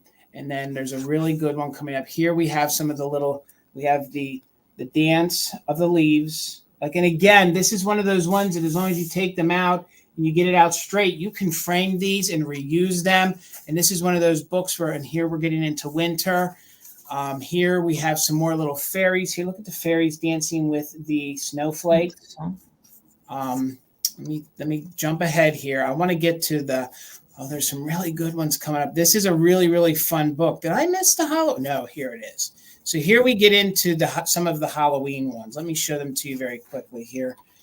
I get nervous showing books because I don't want anything to happen to them. So here you have the jack-o'-lantern. So there you have like the kitchen witch almost. So you have the witch flying on her broom. And then over here on this page, there he is, lighting the jack-o'-lantern. This is probably one of my favorite ones. I think those are so great. 1932 illustrations. Again, it's all in the form of like a silhouette. And then you have Thanksgiving represented. Back here in the back, let me show you some of these very quick. Here we have some of the different dream ones. So you have some of the other little like fairies and nymphs, I think, and some of the other pages. Here you have them on a crescent moon up in here. So again, the book is in very good condition on the inside. It's just the spine of the book that has the most damage to it. So we'll end right here because I think this one is one of my favorites, and I think this would look great in a Christmas display if you had that frame. So it's fairies in the chimneys. Look at them coming out with the pink sort of graphic, the pink color there in the back. So it is Whitman Publishing. It is about 7.5 inches tall by about 5 inches wide. So you're probably looking at about 7 by 5 than if you were going to frame it. And this would be fun to actually take apart. I actually thought about taking the book apart and framing it and selling it, throughout the time of the year that it's appropriate, like save that one for Christmas. But I probably wouldn't get to it. And I thought somebody might find the importance and want to do it on their own because that's even more fun. So let's count it down. Robin is in at 11. We are looking for 12 or more. We are doing just in case for active bidders. So let's count it down from 20, 19, 18, 17. Again, remember the spine if you're just coming in. 15, 14, 13, 12, 11, 10, 9, 8, 7, 6, 5, 4, 3, 2, 1, bid end. Thank you again, Karen, for being our official mod and bid ender. Thank you, Kim, for being our backup. I see Blueberry Barn in with 15. I appreciate your 15. Thank you so much. I see MJ. Thank you so much. And there's the bid end. Robin got in right before the bid end on both. So, Robin, congratulations. It's coming to you for $18. Thank you so much. All right, Miss Amie. All right. I do have a handmade item for my next round. It's going to start at $40. I'm not sure I brought any of these this season. I was trying to think if I did, and I didn't think so. So I finished this today. I had started it. I just didn't get it finished for last week or the previous week. But it is one of my handmade kitsch wreaths, and it's black tinsel, so solid black tinsel for the background. It does measure 10.5 inches in diameter. And if you haven't heard me talk about my wreaths before, I do make them for pretty much every season. I do scan a vintage greeting card that is in my personal collection. And then I put it on the center for the focus so as to not sacrifice the vintage. She is this really cutie pie witch. And I've added a little bit of glitter to the moon and the stars on her hat. It says, yeah, you can't forget the when and where, the spirits just won't let you. Because when it's time, if you're not there, the spooks will come and get you. I love that witchy poo. She's one of my favorites. So adorning the wreath, there are some sparkly black stars. This is a vintage Denizen little seal die cut. We've got a little orange ornament. Here is another black sparkly star. Vintage cake pick witch. Boy, that's hard to say. Cake pick witch. Another orange spiral ornament, and then a little pumpkin vintage cake topper there. It does have a baker's twine hanger. Woo! It's messing with my camera. It does have a baker's twine hanger here on the back side. If I get, same thing if I wear my big black hat, if I get too close to the camera, it weirds it out. I have signed it here on the back side, and there is the front again. So maybe my camera will fix itself because it's really blown out right now. I do apologize for that. So the colors in this are dark orange, kind of a golden yellow, and black. There we go. It's like really weird. I'm like super white. I don't know what's going on. Like camera. The wreath looks great though. I mean, because it is so. Yeah, but I look like I'm turning into a ghost back here. All right. So let's count it down. Erin's in at 40. Thank you so much. So we're looking for 41. I'm going to count it down. 20, 19, 18, 17, 16, 15, 14, 13, 12, 11, 10, 9, 8, 7, 6, 5, 4, 3, 2, 1. Bid end. Solar flare is bright, Gavin. I don't know what is going on. It is. It's like your camera gets like freaked out and it washes everything out. Yeah, it did the same thing to me. Like my big black witch hat. Like if I got too close to the camera, it was like, oh no, we're not having that. Okay. There's the bid end from Karen. Erin, it's coming to you. Thank you so much. All right, gang. I'm just going to round out my Joseph Original bunnies. I was going to spread them out, but we'll just show the last set right now. So if anyone didn't get any, this is your shot. These are going to come together for 15 because one bunny does have a damaged ear, okay? But they did a good job repairing it. So for 15, you're going to get both of the Joseph Original little bunnies. Remember, one is repaired. It's the little guy in the red breeches, okay? I kind of also think these two need to stay together because, you know, they're both kind of eating and one's not a happy camper. So $15 is going to get them both for you. They both measure about 3 inches tall, but let's show you the condition issue on him. His ear got separated right here. So you can sort of see the line right there. They did do a very good job on, you know, getting it back on. But if you look very close, you can see the line on there. Okay. But he is just an unhappy little bunny. I don't know if he ran out of porridge or wants more porridge, but these will be for both at $15 if anybody's interested. He has his little Joseph Original sticker right there on his butt still. He has his made in Japan label there on the bottom. And his little breeches are kind of pink, sort of pink, like a little darker pink than the other girl. I think it was supposed to be the same color pink. Thank you, Sharon. I see you're 15. But just on him, it comes out just a little darker. But his breeches are definitely pink. This little guy here, he has little polka dot breeches. I think they're just adorable. That's all cold paint, and it's all still intact. He also has his Joseph Original label if it wants to focus. He has a little bit of that residue on the bottom, like I spoke about earlier, but still has his Japan label. And he is just getting ready to eat his cookie, his little handmade. That's exactly the look that we all get before we bite into a delicious cookie. I think you're exactly correct. So he has no damage issues, but his little brother does. So we're looking for 16 or more. And again, you're going to get them both.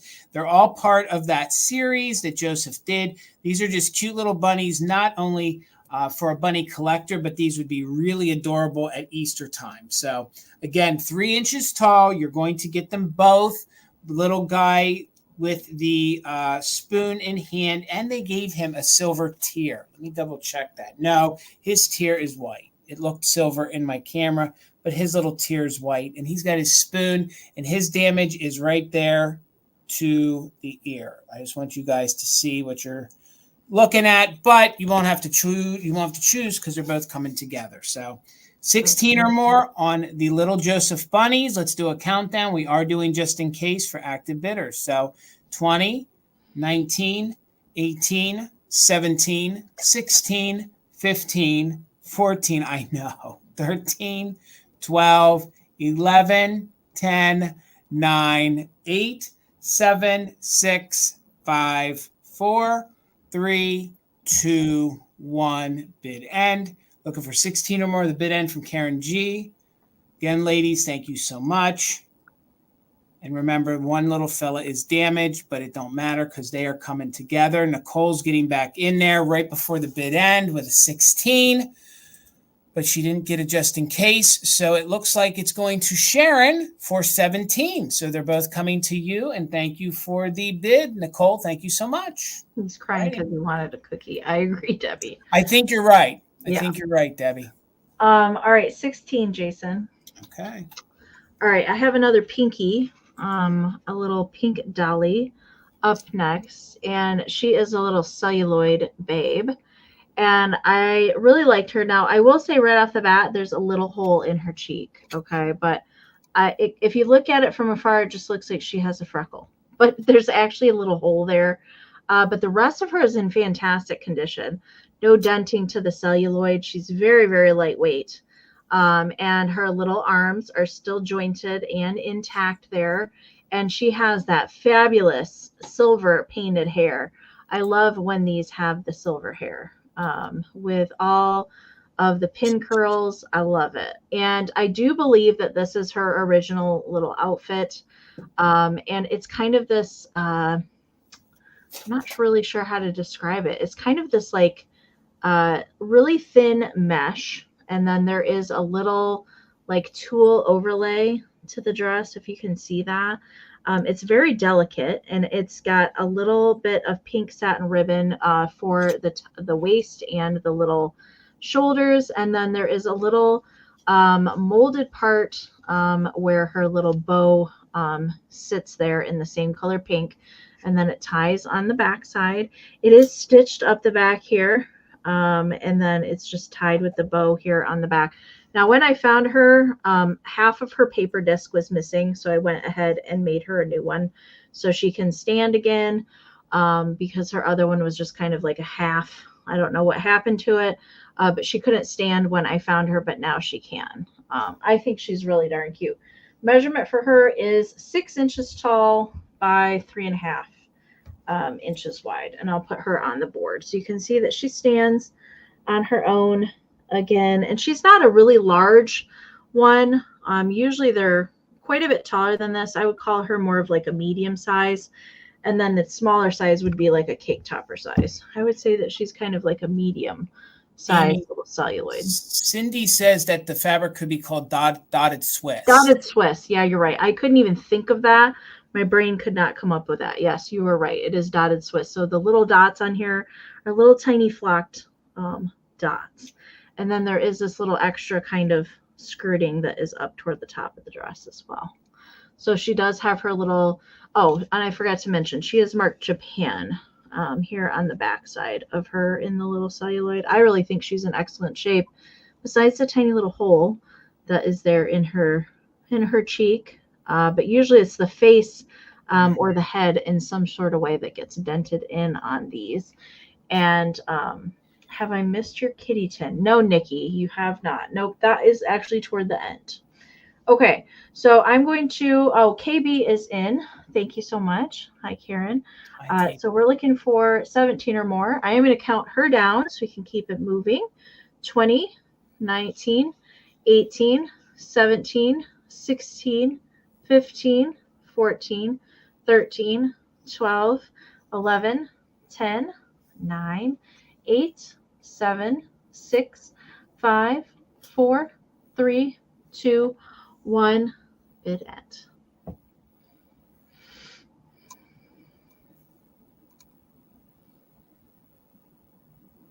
I love the silver hair. When I find them, mine normally don't have the silver hair. I don't see the silver hair very often. I really don't. All right. Bid end is in from Karen. KB, she is coming to you. Thank you so much. All right, gang. My next item is going to start at $26. And when I did my reel showing these, there was a lot of folks that were interested. These served a purpose back in the day, and I'll share with you what they're good for now. But nonetheless, they're a fun figurine. So $26. She's made by Lipper and Mann, okay? She has no major condition issues. She does have a crazing line here in the front. It catches your nail a little bit because of the glaze, but it does not go all the way through. So her intended purpose was to be used in the kitchen or the dining room. She has a little bell, and her clapper is still there. So she was a dinner bell. You can see the Lipper and Mann sticker peeking out. She also was to hold your napkins, and then the top was supposed to be used for a candle, okay? She is a ceramic figurine. She's in very good vintage condition. These are fun to now use to display vintage hankies with, and these with the top. If you're going to display your vintage hankies, we're probably going to assume, thank you, Dana, I see you're 26, we're probably going to assume that you're going to probably have them in your changing area. So I know ladies that dab perfume and put perfume in there so they become like a deodorizer. So it's a twofer because it is heavily glazed in there. It was meant to hold a candle. So now what you can do is you can display your vintage hankies here so you can see them, change them out for the season. You can leave that, or you can use it to be a ring holder, or I know some ladies have told me at the shop they do dab a little bit of perfume in there while they're getting ready so the room smells good. You can see that it is pink up here. It has some gold detail, no chips or cracks. She has a gorgeous face with very, very long eyelashes. She's almost fall appropriate. She's got her little basket of bounty, so you could use her for the upcoming holiday season if you do a non-traditional pink Christmas. And again, she has her original clapper with, which I think is just amazing. So she is one of the middle-sized ones. She measures 9 inches tall by about 4.5 inches across. So I will tell you, now that the porcelain gets a little bit older, you probably don't want to use the bell. Honestly, I might take the clapper out if it was mine, or the dinger, whatever you want to call it. But there is that crazing line that is here in the front. My camera is not even picking it up. It does not repeat all the way on the inside. So it's not a crack. It's just a crazing line. So again, you can see that's her face. She's probably, in some lights, she looks like a blonde, but she's probably a brunette. It is a little washed out, kind of the way they painted it. And again, she is made by Lipper and Mann. So she is one of the more desired ones. Christ made a couple of these. Lefton made a couple of them. But the Lipper and Mann one seems to be one that I don't see that often. And you can collect multiple colors. They made them in multiple, like reds and greens, and not reds, I'm sorry, blues and greens. Matter of fact, I don't know I've ever seen a red one. Amie, have you ever seen? Maybe there is a red one. I don't think I've ever seen a red one. I don't think I've ever seen a red one. Like yellow, pink, and green. Matter of fact, I have a green one, and some of these made by Christ, they hinge on Christmas because they have like little muffs and things, and you can tell that they're kind of dressed up a little heavier for the cold weather. Hey, Pammy Whammy, good to see you, and hello, Celeste. Good to see you guys. Welcome in. So looking for 27 or more, no condition issues. She is supposed to be a napkin holder, but now I'm going to call her a hanky or a hanky holder, and then you can put some perfume in there if you want. So counting down from 20, 19, 18, 17, 16, 15, 14, 13, 12, 11, 10, 9, 8, 7, 6, 5, 4, 3, 2, 1. Bid end. I got you, Dana, at 26. So we are looking for 27 or more, or the bid end from Karen G. I see you're just in case. Thank you so much. There is the bid end. So congratulations. She's coming to you for $26. Enjoy her. Thank you so much. I like the sneezing bow bid end, Karen. That was good. Okay. I do have another choice for my next round. It's going to start at 24, and it's also a handmade round. You guys really like the black cat that I had last week, and I tried my best to get some more done, although I do make these in other colors too, but this is the time that I had to get done. So I have 3 to choose from tonight, and these are my handmade kittens, and you can see I've got a gray one and a little orange kitty tonight joining the black one. So this is the choice, and I'm going to set the tray down. I just want to show you how they look when they're standing. And then they do take on a little bit different personality depending on how the head is attached. Sometimes it can go off to one side. Then how they are painted also gives them a little bit personality. So I'm going to set the tray down, and I'll show you each one individually. All right. So up first, we've got the gray one. So these are all modern fabrics, not vintage fabrics, but it's this fun kind of gray speckly kind of fabric. I like to use more interesting fabrics for these instead of just plain It just gives them a little bit more dimension. And I do hand paint all of their faces. And then this one's got little like green eyes. And I do always coordinate a little bow collar to match their eyes. And I like to do the whiskers and the eyelashes on each one, and their cute little noses. And then they all have little curly cute tails. All right, so gray is the first one. And the second one, I do have another black one tonight. Good for Halloween, but good year round, of course, as well. So that's the little black one with the yellow eyes. And then the last one is the little orange one, which, you know, might be my favorite, but I might be biased. And this one's got blue eyes and, of course, the blue bow painted there. Measurement for these guys, they all measure 7.5 inches long, 8.5 to the top of the tail, and then about 4 inches wide at the head. Okay, so those are the choices. We've got gray, orange, or black. All right, meow meow. So I see Miss Wanda's in at 25. Thank you so much. I'm going to try and have maybe a basket of these to bring to Misty's pop-up in December.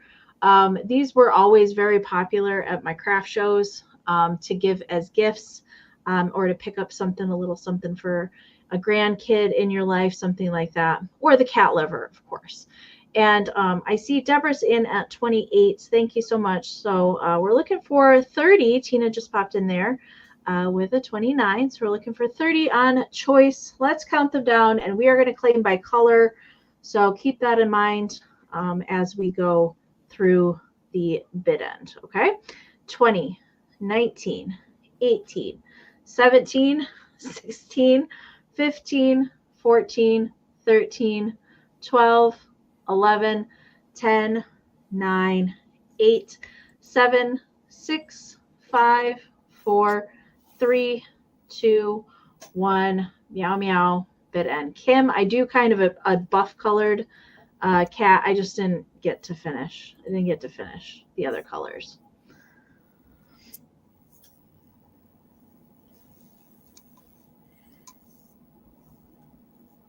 All right, there's the bid end from Karen. Thank you so much.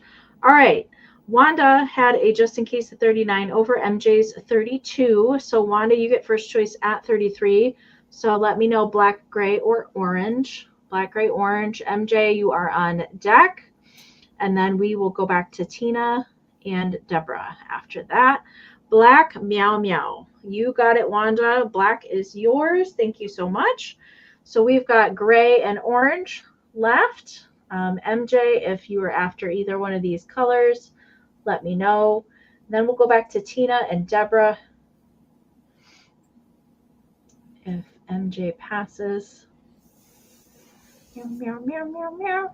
You should have seen, I used to make like 40 of these at a time. I literally look like a crazy cat lady with them all painted out on a table. MJ. Pass. No worries, MJ. No worries. All right. So Tina, let me know if either of these colors you were after. And then Deborah is after that. And I can just watch the chat from on out. Thank you, ladies, so much. I think those Tina were wants the orange one. You got it. Thank you, Tina. All right. Thank you. All right. So Deborah, you're on deck if you wanted the last one. Pardon me. All right, guys. $4 choice. And I'm trying something different. I know that folks collect like pinups. I know some folks like to collect some Asian things. And I have some vintage unused postcards that are of geisha girls. Okay. I thought these were really fun and very colorful. And I think they're done really, really well. So they're going to be just $4 choice. I can't tell you who made them because they don't say USA or Germany. So this will call them by color depending on their kimonos that they are wearing. So this will be the first one. And these would have been birthday postcards. So for your birthday. And then you can see her there, of course, you know, with all the background. And I think there are some dogwood flowers maybe or cherry blossoms in her background. And of course, these measure your traditional postcard size. They're in very good condition, 3.5 by 5.5 by 3.5. Here is the back, if that helps you guys date, you know how old these are. I believe these might be like maybe 30s, 1940s. And again, they are all of different geisha girls and they're in good condition. So that'll be your first one, $4 choice. Then this one, she is in yellow. She has one of those paper umbrellas. Again, I think these would be great framed and put on a wall, or if you frame them all together. And then she has, it looks like a koi fish in some kind of a tank. I'm not sure. Again, there's a lot of significance in all these postcards, and they're done very, very well with all these geisha girls. So, and again, they do say on each side for your birthday. So they were supposed to be birthday postcards. So that'll be your second one. She's in yellow. This next one, she is in blue. And again, you can see her with her fan, with all her head attire and the kimonos. And then those god-awful shoes they made them all wear so that their feet would not. Pagoda sandals. I once had a pair of those. They're not easy to walk in. Horrible. Just a horrible. MJ, I see you in at 4. Thank you so much. But they are done so well. There is no artist on the back. There's no credit to anybody. That's what you're looking at. I believe these are probably the late 30s into the early 40s. I had a postcard dealer at Mother Tucker's for years. I learned a little bit about postcards. That would be my best guess on these. And then, of course, you have her with like a bonsai. Is that a bonsai or is that like a holly tree? I think that's a little holly tree that she has. I'm shaking a little bit. There we go. Let's get it to focus. Of course, she has her fan, and these are all unused little birthday ones. So there's just great detail in each and every one of them. And then they're all identical. They're all from the same series. I don't know how many of them they did. So again, you'll claim by color. So I'll show them to you again really quick. Lots of detail. The graphics are great. Looking for 5 or more. So this one we will call pink. This next one we're going to call blue, although there are other colors. And again, these birthday postcards are collectible. People do collect these. Thank you, Pammy. I thought they were. I was just trying to. Oh, it is, Terry. You're right. It is a jade plant. I should have known that. Then you can see she does have her divider there in the back. I'm even forgetting what they call that. Of course, it would have the thin paper background. And again, very period correct. So that one will be yellow. And then the one that we started with, this one is purple. And again, they're just really fun. I know folks used to come in and collect the birthday ones. So you'll just claim by color, or if you are thinking maybe a fun gallery wall, you could buy them all and frame them all together or independently. So 5 or more from 20. Lost count already. 19, 18, 17, 16, 15, 14, 13, 12, 11, 10, 9, 8. You're right. That is 7, 6, 5, 4, 3, 2, 1. Bid end. Again, I didn't research these. I just think they're fun. I had never seen this kind of. Usually, if it's geisha girls, the postcards of this era, I've seen them that they've been realistic. Photograph. Yeah, not the colorized photographs usually. Right. So MJ, thank you so much, friend. At $4, let me know. Did you want to do a gallery wall? Did you want the purple? All right. Thank you, MJ. Thank you so much. I appreciate you. All right, Amie. All right, 16, Jason. Okay. All right. This was something I got over the weekend. Meow meow. I'm loving the black cat redware pieces. And I've never seen this particular planter before. I did have to do a little bit of research for it. And it is not Shafford, as we typically see with the black cat redware pieces. This is actually made by Alco, A-L-C-O. Would have been a stamping down here at the bottom. You can see that there is some wear to the bottom of the planter, probably where that went missing. But it is not just black. Of course, it's got the cold paint for the mouth and the eyes, but it also has some splatter gold. And all of the examples of this particular planter that I found, they all had this gold kind of splattering down at the bottom of the feet. And it goes all the way around and onto the tail. My fingerprints are all over the poor cat right now. And there's also some gold spattering that is up onto the ears and a little bit onto the head. There's a little bit of paint scratching to the cold paint, but there is a lot of the green and the red still there. No chipping to the planter. It's really nice condition for the planter, and it's not super large either, which I also liked. It was definitely a smaller size planter. You could totally put this on like a desk or maybe even on a vanity for makeup brushes or something like that. It's definitely a smaller size. The opening isn't very large either. It's 2 1/4 by 1 1/2 for the opening of the planter, and the planter itself is only 5 1/2 by 3 1/2. So it's really not that big. I kind of like that. And he's very different, but definitely would pair well with all the Shafford black cats in that whole series as well. But I'd never seen him before, but I had to pick him up because we are in the spooky season. So I thought he was perfect for Halloween. But I'm not seeing any bids on him. We're going to do a countdown of interest.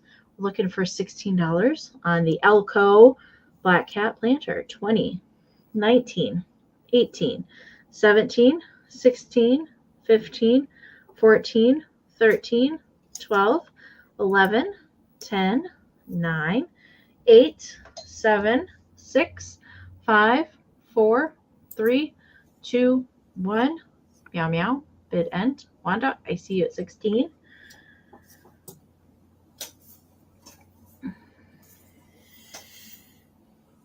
And there's Karen's bid end. All right. Congratulations, Wanda. It's coming to you. All right, guys. $20. You're going to get them all. These are from the 1920s. I think they're really, really good. So they are the Vogue table numbers, okay? They've been used a little bit. I don't know if any are missing. I have a set of 4, and for the 20, you're going to get them all, okay? So first of all, you get the box, which has this 1920s flapper girl on. If it wants to focus, look at the great detail, including the Vogue font on there. So you're going to get this fun box. There are no splits to the box, and I don't really even think there's all that much fading. So you're going to get, these are the Vogue table numbers. So $20, you're going to get everything I'm going to show you. So the box measures 3 1/2 by 3 1/2. So that will be the first thing you get. And then each one of these, some of them you can tell that they wrote the number on. But if you guys know dance cards and things, they have the little original pencils to them. And then on the back, there is some writing on them, okay? But this is what I think is worth the price of admission. So each one has a different, and you can see the number on each one. So this one is number 2. So she is number 2, and you can see how they did the illustrations in with that. Again, I believe that this may have been like a tally to keep score for a card game or something. So this one is number 2. So I believe the full set is here now. Okay, so there's number 2. This one is number 1. So there you can see number 1. Again, I did no research on these to know how rare they are. I just know that they're really unique. These would be great to repurpose with. They're great to put into a flower frog. And each single one of these, I mean, this screams 1920s. And they do fluoresce under black light. The pink does. Not that you want to use this in your black light display, but they do fluoresce under black light. So you get the full set of 4. So there is number 1. I already showed you number 2. Here is great number 3. Again, these are just fantastic. Oh, I like 3. And if there's any writing, it is on the back. This one, it just looks like they wrote some people's names on it. So some of it's a little worn off. Some of it's a little hard to read. So there's number 3, and then we'll end with number 4. Again, I'd never seen these. I have to tell you, I think these are really fun. I think they're really neat. There might be a little writing on the front of number 4. But if you had one of those fancy erasers that takes ink off, you could lightly probably erase that. But the fact that these are 100 years old at least now, or almost 100 years old, and now that I can see them in the camera, you can definitely make out each number. So I have to say, there probably would have been a set of 4. I don't know that they could have fit more than that in the box. So then here is number 3. And again, each one has its little pencil. Thank you, Karen. I see your 20. And then we'll show you number 2 again. Karen, I know Kim stepped away for a second, so I don't know if she'll be back, but I can type in the bid end on my phone. Okay. That'll be fine, Amy. Thank you. If Kim doesn't make it back. And then there's number 1. Plus, I think not only are you getting all 4 of them, you're also getting this incredible, yep, Kim's here. Okay, got it. You get the incredible Vogue table number box. So I think even if you did a display, maybe if you undid the pencils from each one, maybe put them in one of those, that you can put your greeting cards in and then display them all together. I think it'd be really fun. So we'll count them down from 20, 19, 18, 17, 16, 15, 14, 13, 12, 11, 10, 9, 8, 7, 6, 5, 4, 3, 2, 1. Bid end. We're looking for 21 or more, or the bid end. Thank you so much, Karen. And the bid end's going to come in from Desert Gal. Thank you guys so much for hanging with us here tonight. We hope you're enjoying yourselves. Stick around. We got some fantastic finds coming up. We got Brenda and we got Willie. But in the meantime, Karen, these are yours for 20. Thank you so much, Karen. Those are cool. Okay. 16, Jason. All right. I do have, and now she is not Halloween-y at all. I just thought she was darn cute. And her pink polka dots. And she told me she wanted to come to the sale tonight. So I agreed. And here she is. She is just this cutie pie with her big old bow on her head. There are actually lots of possibilities for chips and repairs on this girl, but there's nothing wrong with her. She's in really good condition. And what I can tell you about her, she is made by Shafford. There is a kind of remnant of where the foil sticker was, the outline of it. Actually, my kitsch brain can recognize that, which is kind of sad, actually, that I can recognize the outline of a sticker, even though it's not there.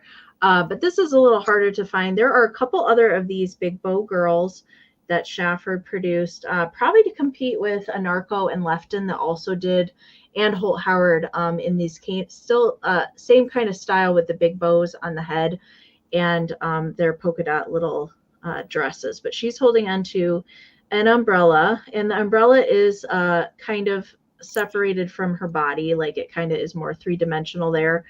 And so it's pink. It's looking a little bit more lavender on camera, but she is pink, and the polka dots are definitely like a darker red, like a burgundy red polka dot. So there is a little bit of gold accent. No, not really any paint loss on the gold, on the trim on her little spaghetti trim or the umbrella. And we'll turn her to the back. So she's just kind of plain on the back. They did not carry the polka dots onto the back. And the loops of the bow are also kind of three-dimensional on the top of the head. And she's really nice condition. She is a smaller figurine. There is just a touch of crazing, but not really anything crazy. Okay. And she does have blue little eyes and that little heart pursed mouth. So measurement for her, she is 4.25 by 2 3/4. And again, made by Shafford. I think she would also, that Jason just had a few sales ago, the big bow lipstick holder Old that Howard made, yep. I think would pair really nicely with that piece too. Okay, so I see Miss Gutierrez is in at 18. Thank you so much. And Dana, I saw your 16 as well. She's dressed in her costume for trick-or-treating. Yes. Okay. She's ready for the rain. We always had either rain or snow for trick. I don't ever remember like a nice Halloween where we didn't have some sort of weather, like very rarely. I always had to wear long underwear and stuff or a snowsuit underneath my Halloween costume as a child.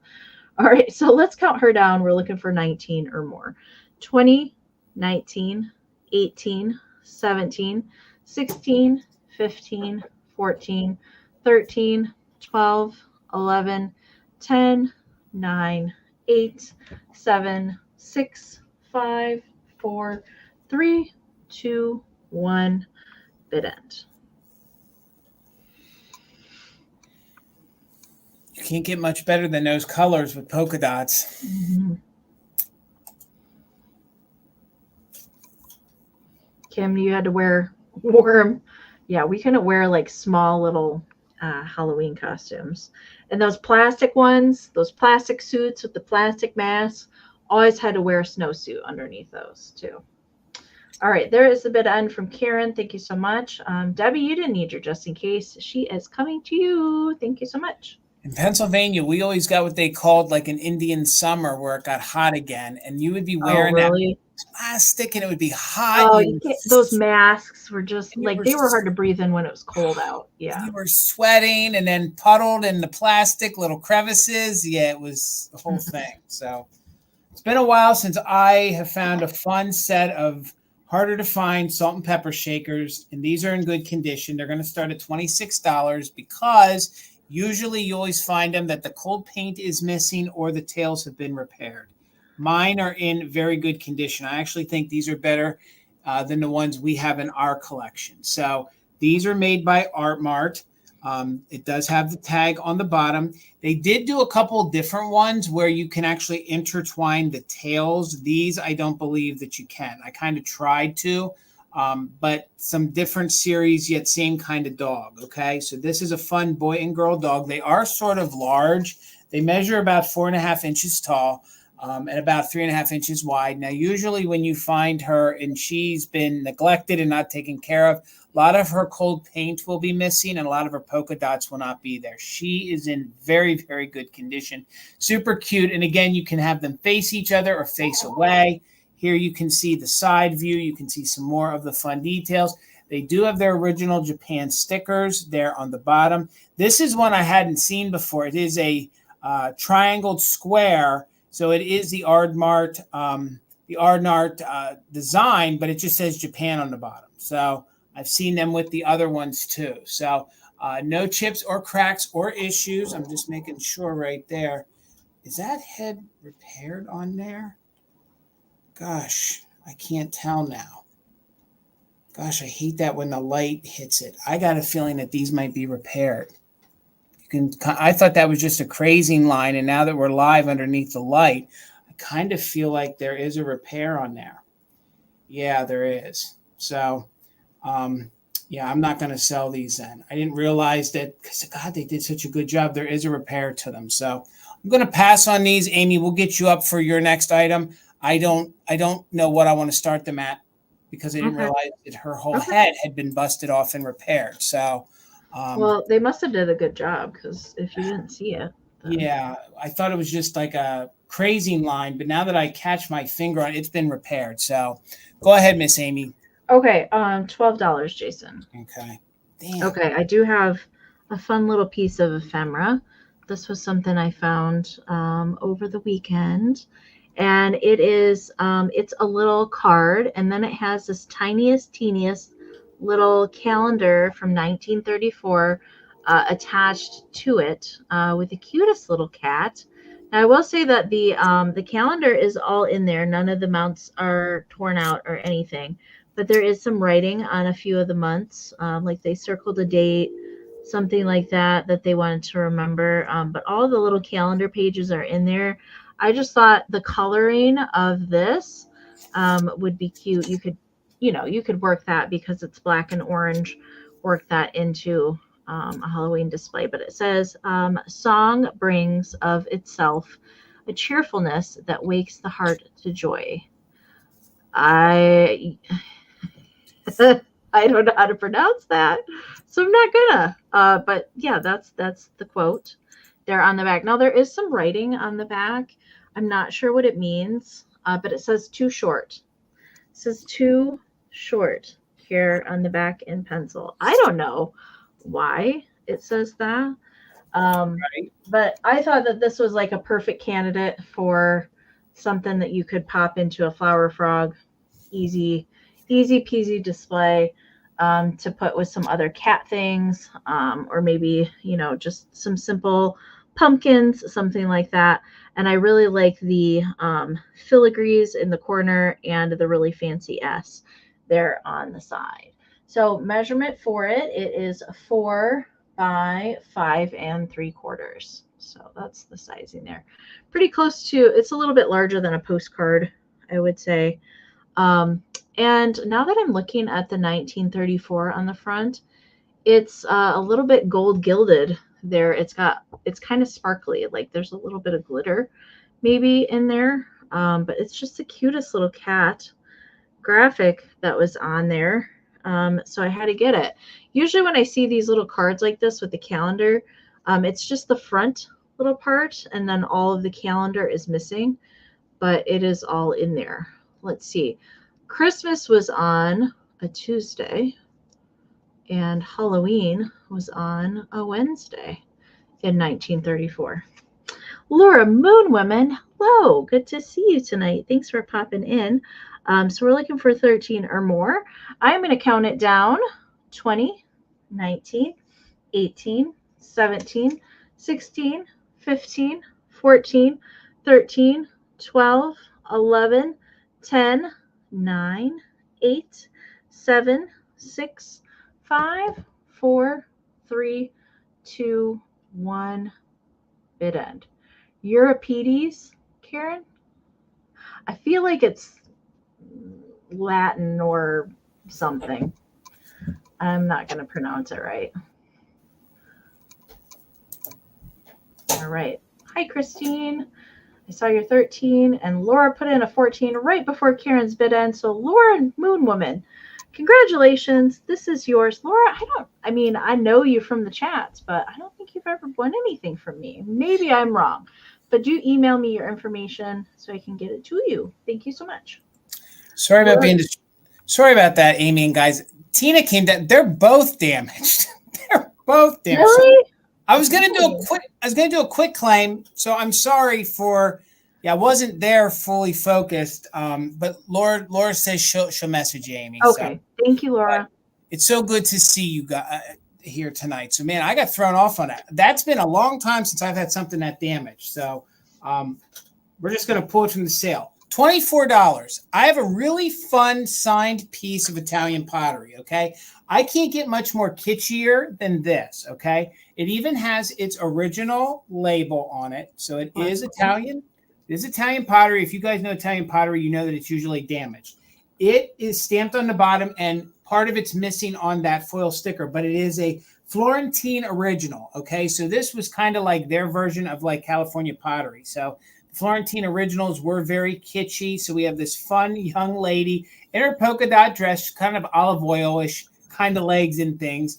She has her fun little net, and she's chasing after this fun, whimsical butterfly, okay? So if you guys know how kitschy and how animated and how cartoonish some of the Italian pottery can be, this is really, really fun. So that's in the manufacturing. There is a little bit of black that got underneath the glaze they put on it. There is the original sticker, so it still has its original sticker on it, and it is actually stamped here on the bottom, okay? And this is the one piece of like Italian pottery that has more of the clay pattern to it. If you guys Google or you look up that artist's name, you'll see that name is collectible. They did different series, and they did this girl here with her yellow style dress and polka dot, well, her yellow blouse and her pink dress, doing other things in other scenes. So it is very clean. My light, of course, isn't going to show you. It's very clean. If you guys know Italian pottery, you know that it is prone to getting chips and damage. This one, believe it or not, has none. I love the brown coloring to it. It almost makes it look like a faux wood.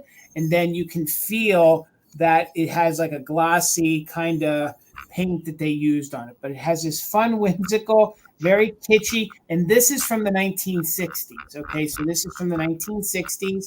And again, it's in super good condition. It measures about 7.5 inches tall. Again, it kind of went with my theme for tonight. You know, when it came to the jewelry box or the little makeup case, it's that very kitschy also kind of fits with the pose doll. Plus, I had never had a piece of Florentine pottery before, or should I say the artist is the Florentine original on the Italian pottery. Amy, have you ever seen this before? Or no. And I probably wouldn't know that it was Italian unless it had the marking on the bottom. Right. And it is from the 1950s. I also love the fun flower here on the side. I'm a sucker for Italian pottery. I think I think it has a real fun, kitschy kind of look about it. So there's no interest, but we'll do a countdown anyway. We won't be doing a recap. It's $25. What did I put in? $25. I lost it tonight. $25. But we'll count it down if anyone's interested. 20, 19, 18, 17, 16, 15, 14, 13, 12, 11, 10, 9, 8, 7, 6, 5, 4, 3, 2, 1. Bid end. If anyone's interested, they are very collectible. They do sell for a lot more than that online. Heck, a reseller could even buy it and probably resell it. But I'm not seeing any interest, and we'll keep it moving. All right, Amie. All right, 14, Jason. All right. Okay, I have not found one of these in quite a long time. Something else from the weekend. Starting at 14 is the Fuzzy Wuzzy Kitten.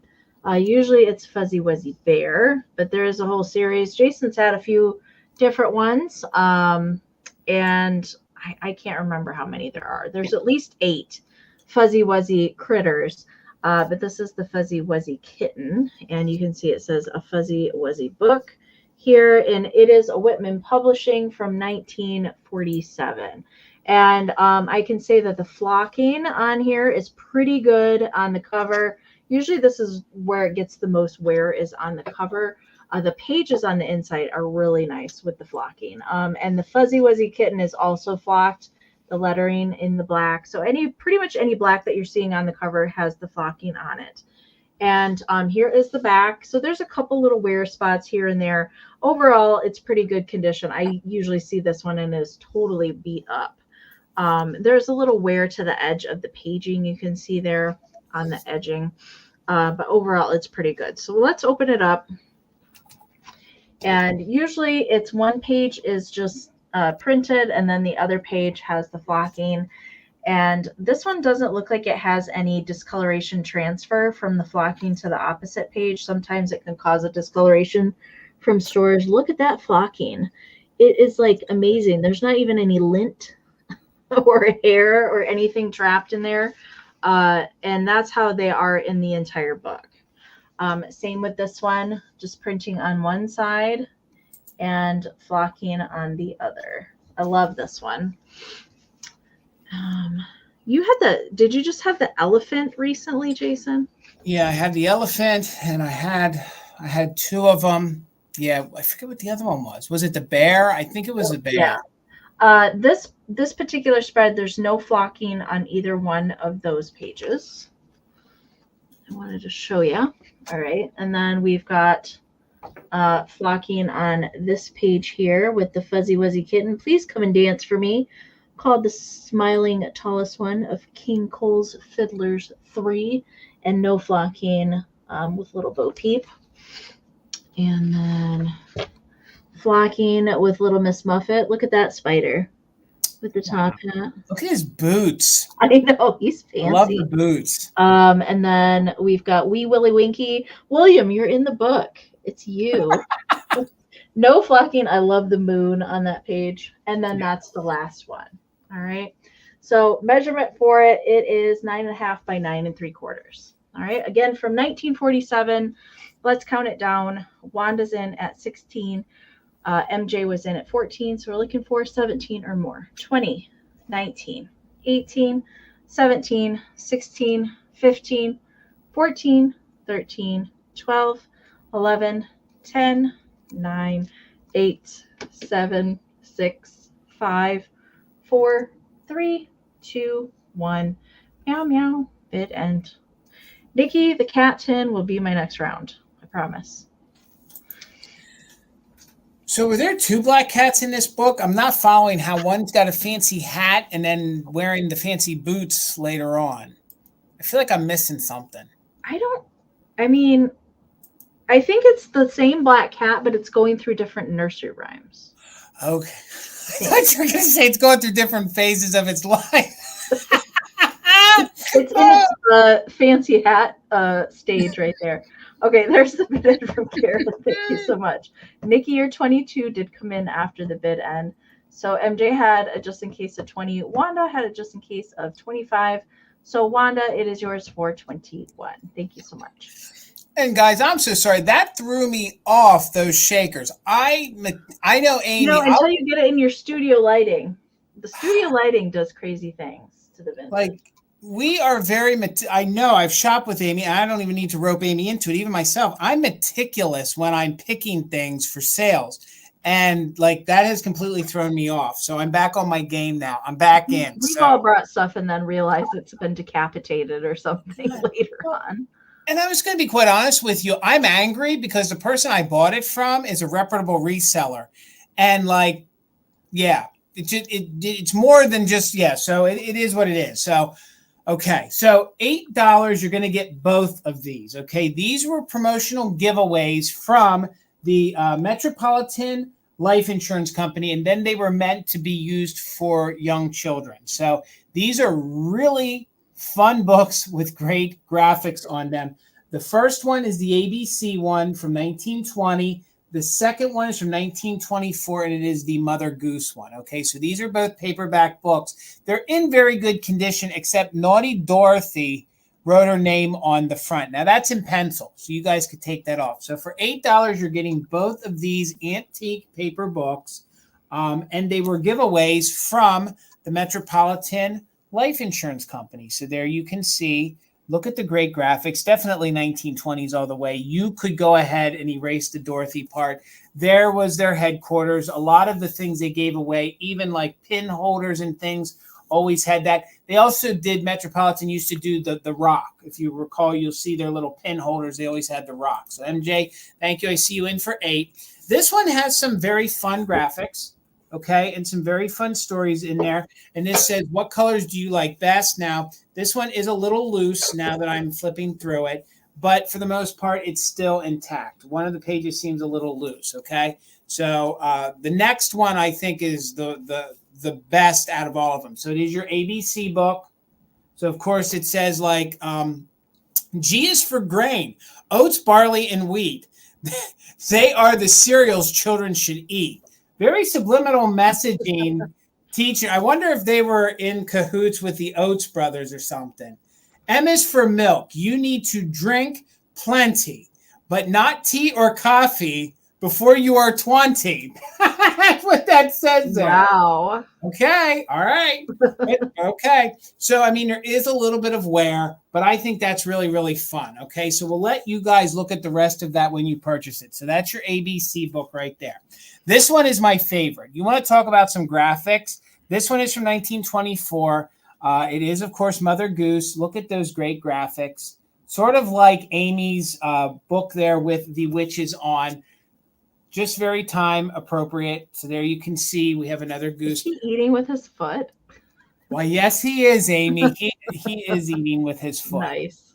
I mean, honest to Pete, at least they knew how a goose would eat. So on the inside here, of course, we have all of the Mother Goose stories. Look at those very typical 1920s graphics in there.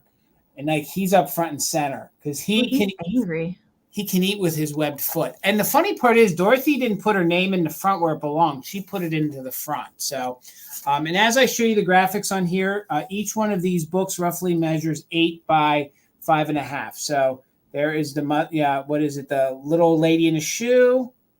Again, this is one of these fun books with the graphics. You can open this up. Not that you would want to ruin this one, but you could definitely frame some of these or open them up. This is the way we take a bath. Take a bath, take a bath. This is the way we take a bath every morning. So there's the bath song.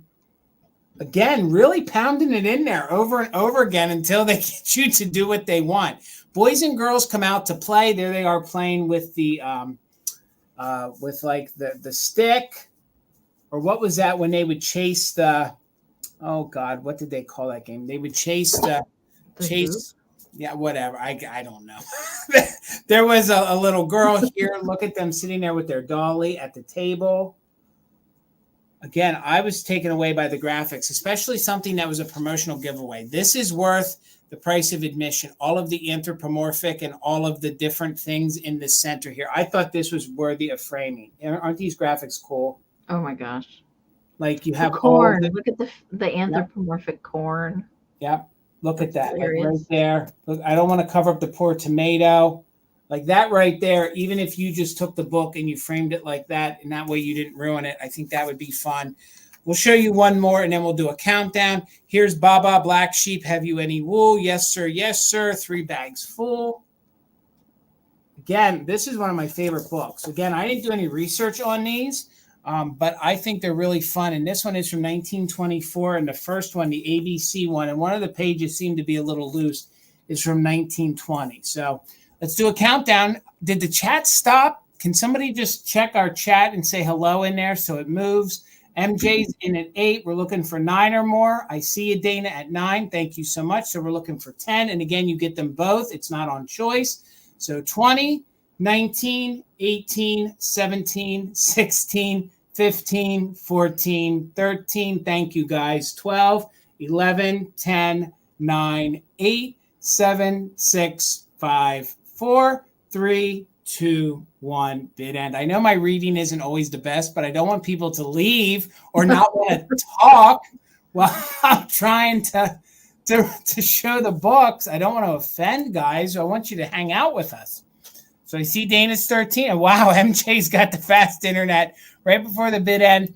So MJ, they are both yours. Thank you, Dana, for the bids for $14. But you know what? In that process of you reading, we learned something tonight that ducks and geese eat with their feet. You are correct, Amie. My life is complete now. Right.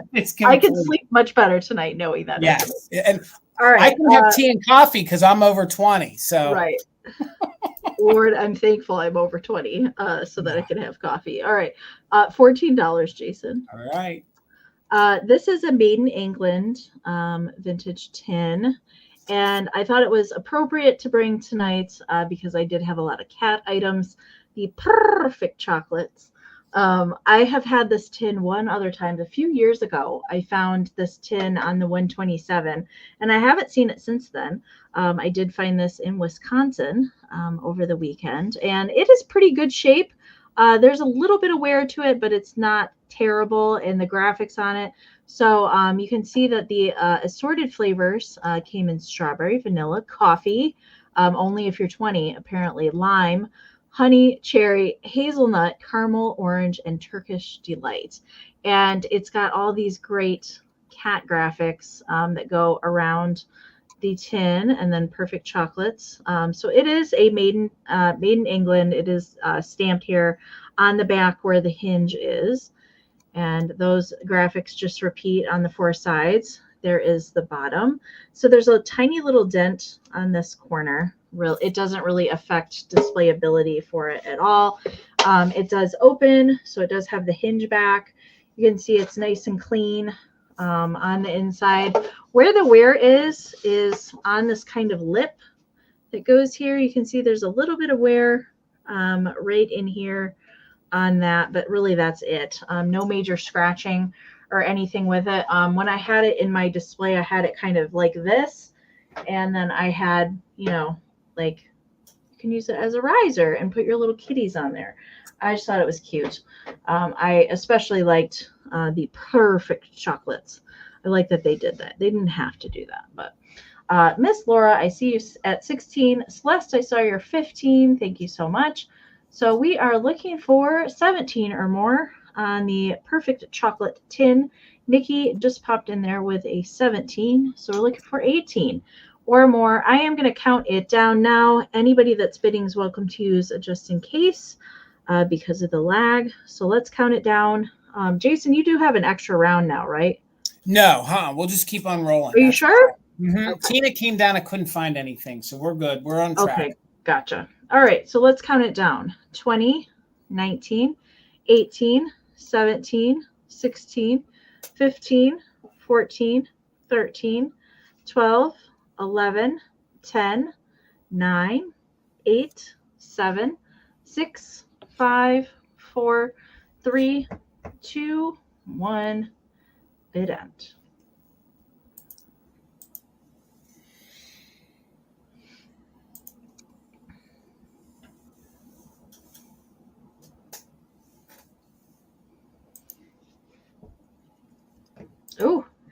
There's the bid end from Karen. Thank you so much. All right, so just in case is in play there at the end. Nikki, unfortunately, your 42 did come in after the bid end. So Nikki had a just in case of 35, but Celeste had a just in case of 37. So Celeste, it is yours for 36. Thank you so much. All right, guys, $10, and you're going to get both of these if my screens want to cooperate with me. So $10, you get them both. These are like the penny, they're like the dime store dolls, okay? And they made these in all kind of little kitschy people, and I have never had any of these folks before, okay? So there is some kind of paintware, but for the $10, you are going to get them both. You can see he's got his foo dog in his hand, and he's wearing his kimono.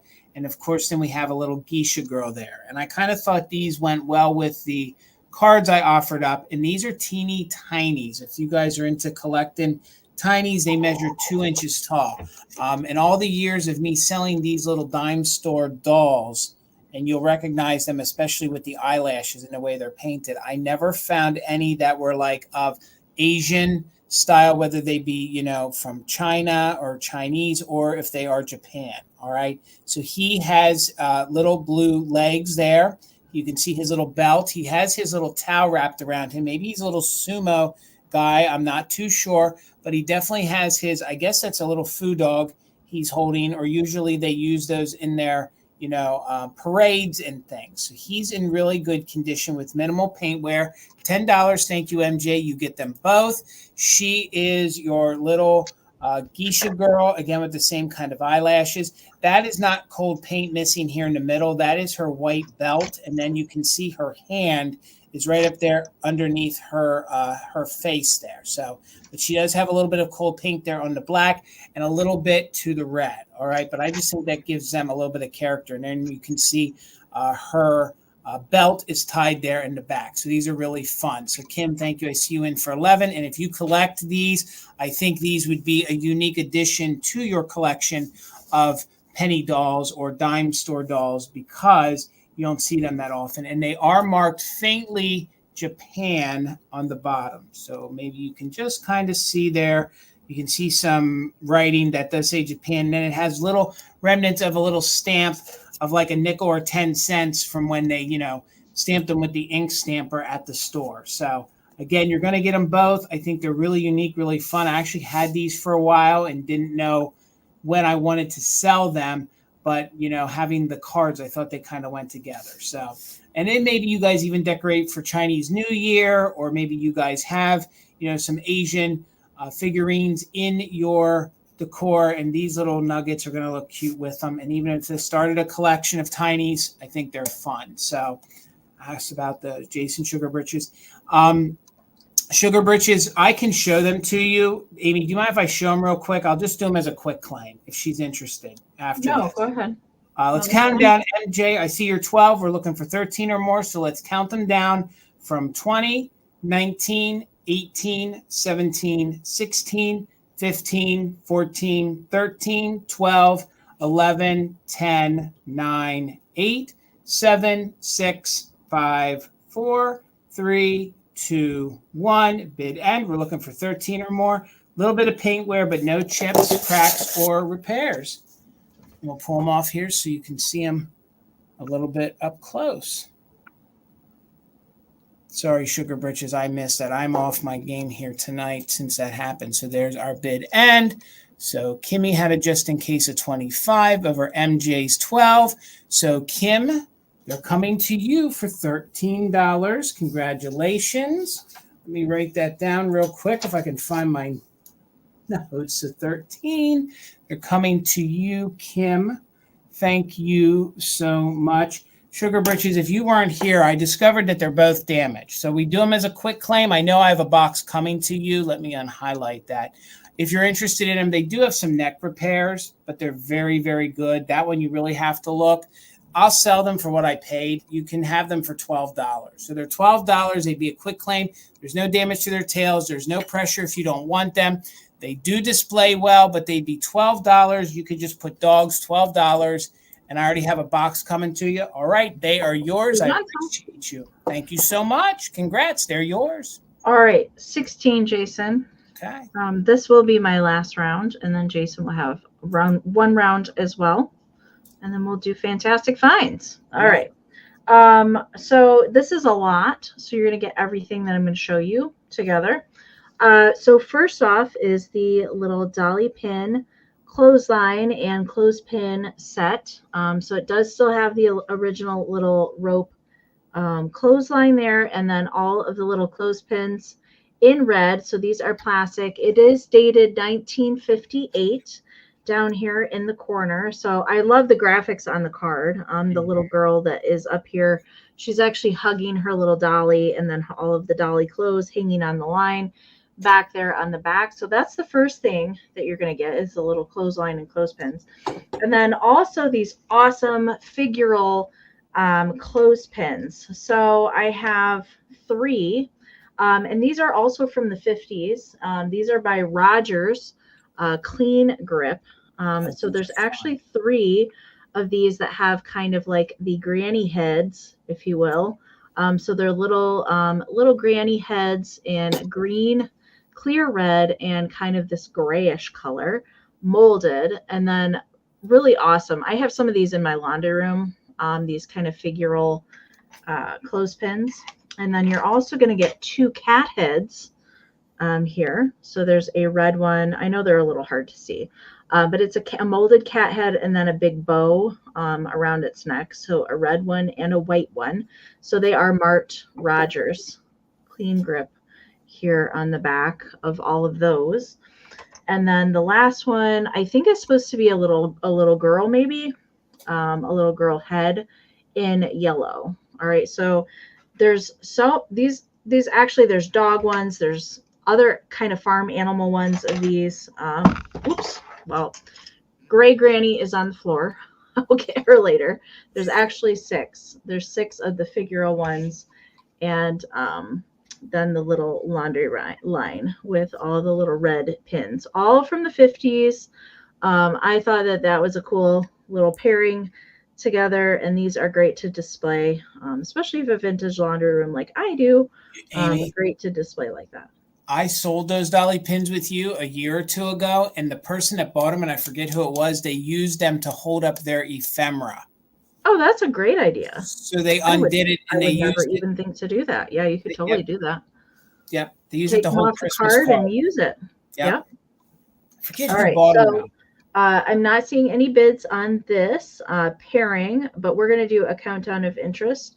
And there is one other clothespin. It is currently on the floor underneath my computer desk, which I can't get to it, but it is another granny head. I think it was like the lighter gray colored one. All right, so let's do a countdown of interest.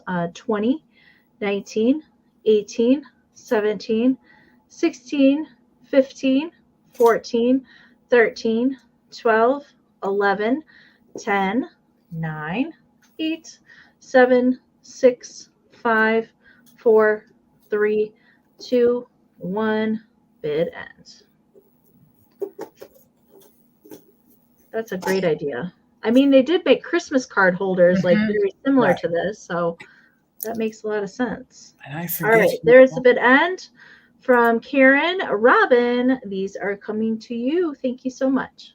All right, we'll stick with the plastic, but we'll go a decade later, and I have a vintage jewelry box from the late 60s. It is the hard plastic. It's in very good condition. If you guys love rhinestones, kitty cats, anything that has this kind of flair or charm to it, I think this is really, really fun. So it's in very good condition. It actually has this canvas that is, hello, Becky, good to see you. It has this canvas that is adhered to the plastic jewelry box, let's call it. So the only issue is up there, this is a little lighter. This is the little specs for the necklace on the necklace part here on the brooch seems to, it looks like it kind of faded up here, have you? Okay. So you can see little kitty cat here has its bling and bling on. So $20. All of its rhinestones are still intact on there. And little sister friend there, she is showing off her bling and bling. I just think she's got attitude. She does. She does. And I love the fact that this is like a canvas that's painted. Then you have some of the lace, very 1960s. And then you open it up and it has red crushed velvet here on not crushed, it's the red velvet that's normally inside all the jewelry boxes. So it is super clean. It has some of the plastic lace details. There are no chips or cracks to the piece. I kind of think that it's fun because you can just use it in your background, or you could actually lay it on your countertop and actually use it to put jewelry in. This would make a fun Christmas gift for a little young lady. Maybe you guys are into the kitschy kind of things. You could use it. And I'm tilting it to look. I can't see. There's no markings on the back like that's embossed USA or anything. But it is that very typical 1960s, later 1960s plastic. So it measures about 10 inches. So it's about 10 by 8. And then it's about 1.5 inches deep. Okay. So this would make a fun, I think maybe a fun little sewing box. This would be fun for you to add to your kitschy collection. Like I said, I may have made a wrong choice because I thought this kind of went with my Italian pottery. It kind of went with the little leather box. It all kind of has the same look and flair for the same kind of era. And again, it opens up and you can see it still has its original velvet in there on the inside. So, and again, it does sit. This does sort of clip in there. So it does stay securely shut. So if you, were to just tilt it like that, you could. So $20 if anybody's interested. It's in very good condition. I don't know if it's an artist or, a series that they did, but I also love that the little kitty cat's on there. So let's count it down. $20 if anyone's interested, from 20, 19, 18, 17, 16, 15, 14, 13, 12, 11, 10, 9, 8, 7, 6, 5, 4, 3, 2, 1. Bid end. We're looking for 20 if anyone is interested. But no one's interested in the kitschy little girly kind of stuff tonight, and that's okay. So we did it, Miss Amie. Let's unhighlight that. Karen G, thank you so much for being our official mod and bid ender. Thank you so much, Desert Gal, for being our backup mod and bid ender. We appreciate you ladies so very much. Thank you, ladies, so much. If you guys are new to us, please make sure you email us with your information. Now we're going to promote where we're going to be at next. Then I'll show you the email asking you guys to send us some of your fantastic finds. And then we're going to share with you William, and we have Brenda's fantastic finds to share with you tonight. So Miss Amie, where can they find you at again? All right. So a reminder, I'm going to be doing invoicing tomorrow. So I will email everybody once your invoices are out there with a link to everybody. Tomorrow at some point. And then Tuesday, you can find me over on Virtual Antique Marketplace. I'm actually filling in for Misty, kicking off the Tuesday quickies. So that's 5 p.m. Eastern. I'm actually rating Beth C. So she is the seller after me. So these are half-hour sales. That's why they're called quickies, because they're just quick little sales. So I'm kicking that off. I think I'm going to do a mixture of Halloween and Christmas, so Nightmare Before Christmas kind of thing. So a little mixture of both of holidays next Tuesday. I think that's what I'm going to do. And I think I'm not sure. It goes all the way till 10:30 at night, back to back to back to back. So that's Tuesday at 5 p.m. Eastern. And then I'll be back here on Mother Tucker's next Wednesday for another installment of Fantastic Finds. All right, guys, I'll be back on Friday, but I'll be over on Instagram, and I'll be with my Valentino brothers. It is Bill, Garden Guy Bill. It is John of Everyday Holiday Displays, and it is Brian of Mid-Century Mister. We are doing a Falloween sale, not to be confused with a Halloween. So it is a Falloween sale. It's a combination with fall-inspired things and Halloween kind of things, and if you guys enjoy that kind of stuff, I think you're going to want to come over and hang out with us. It's going to be really fun. I know what the fellas are bringing, and it's going to be some really fun things that you can add to your collection. So then I'll be back Monday with Tina here on the channel for Mother Tucker's Monday, and then I'll be back with Amie. She covered all that. So if you guys come over to Friday's sale, if you bought tonight or if you bought on Monday's sale, and I can do it safely, I will combine shipping for you guys, okay? So let's go ahead. Let's show the email. We are getting a little low in the queue. If you guys have anything that you deem a fantastic find, please email us. It is sharemyfindslive@gmail.com. We do ask that you please give us your name. We ask that you please explain, explain the photos that we are seeing, just so we have a jumping off point. And even if you just want to go by your screen name over here, that's fine too.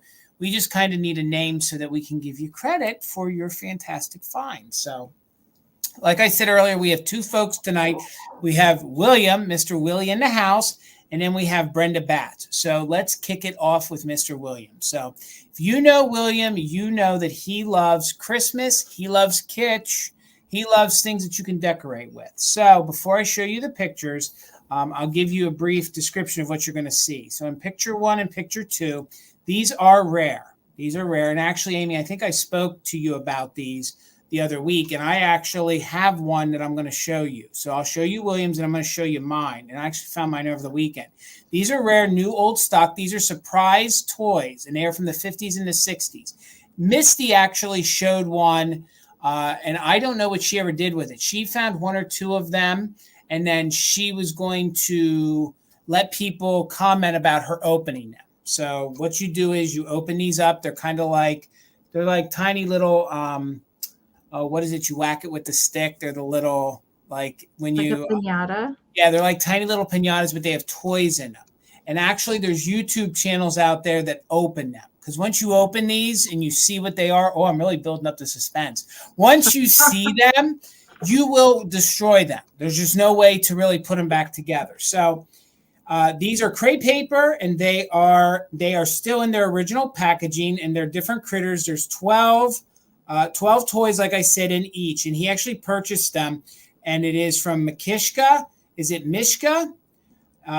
Water Ski Girl. So she's a reseller over on Instagram. So this is where William purchased these, and here you go. This is what he purchased. So, oh yes, I was trying to explain maybe one time. Mm-hmm. Like, and they're made of like paper mache. They're crepe paper. And then what you have to do is you have to literally bust each one of them open, and they have tiny little. I could never bust that open. I'm sorry. They actually have like I've seen 1 or 2 of the toys. They're actually like the little toys that came out of the Cracker Jack toys. Yeah, I was going to say they have to be smaller, like Cracker Jack sized toys to fit in those. And William, correct me in the chat. I don't have my phone open, but correct me if I'm wrong. But here are some of the ones that he purchased. So, like he got the crazy, goofy bird there. Bird. And then like the monkey and the bear, those are those same plastic faces that folks craft with, or right. You know, the little celluloid. Like they are really hard to find because A, they actually got used, or B, they disintegrated over time. Okay. I think they're really fun. So Goofus. Yes. So now we will pause for a minute, and then I want to give some time here because I want to show William's other stuff. But what I'm going to do is I'm going to show you the one that I found. Now mine I found over the weekend, just to give an idea. And mine is called Tutti Frutti, I think. And mine's called a surprise ball. So, but mine is a Santa Claus. Oh my gosh. So that is what they kind of look like in person. And then mine still has the original label here on the back. So it tells you that you would open it. It has a surprise. So Williams and mine look almost identical, except his is still in the pack. So, but mine is the little Santa Claus. And I cannot even fathom smashing that face. Like, so neither could I. But so then curiosity, we'd be like, what's in there? Well, I know that I've been told that there is somebody that opened them on YouTube. So again, and then I mean, there's great detail. Like that is a true fabric sock, you know,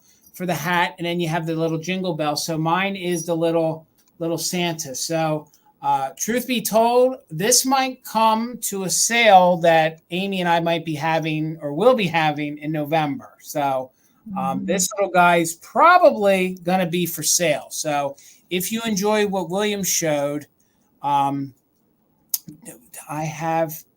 you have that one too. Okay, she found that one for me recently.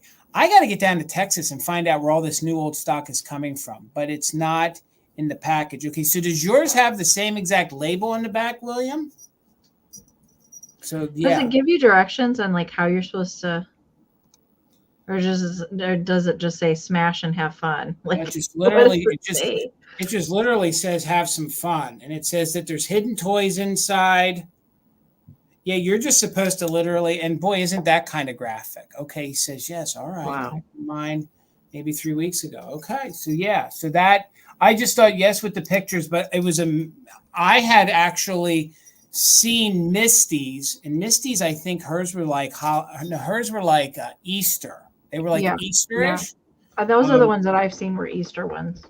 Does anybody know what she ever did with hers? I don't know if she broke it open or if she sold it. I feel like she didn't break it open. I feel like she sold it. So, but if somebody wants one of those, they could own one come November. So now the next thing that William sent us, I think, is really, really awesome and really proves vintage. And William's mother had passed away, and he wanted to track down one of her yearbooks. Okay. So he was able to track down one of her yearbooks. So he did. And then that's William's mother there. So once he tracked down, and of course it is the Patriot from 1964, the handwriting right down there where it says, you know, God bless you and all, that's his mother's handwriting. So he actually got a yearbook. It wasn't her yearbook, but he actually found a yearbook on eBay. And the person, how in the world did you even find that, William?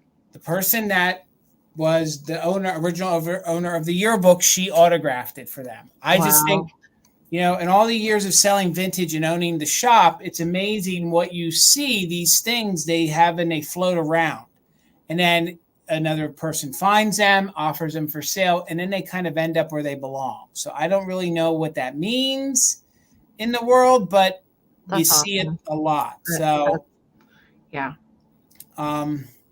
You bought two. Okay, so William's got the monopoly on those toys. So then Misty didn't break the two.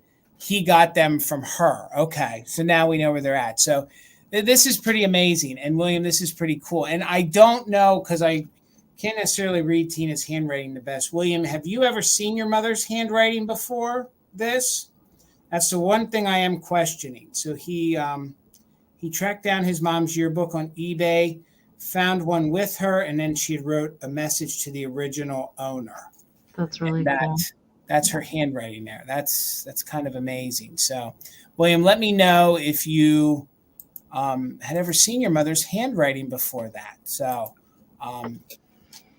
it's pretty fantastic. It is. It is pretty amazing. Yeah. So,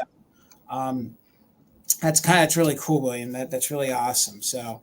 It's kind of weird for me because my grandfather was a photographer in my hometown that I grew up. Oh, yes. And I was, okay. So he was 31 when she passed. My grandfather did all of the photography for all of the high school.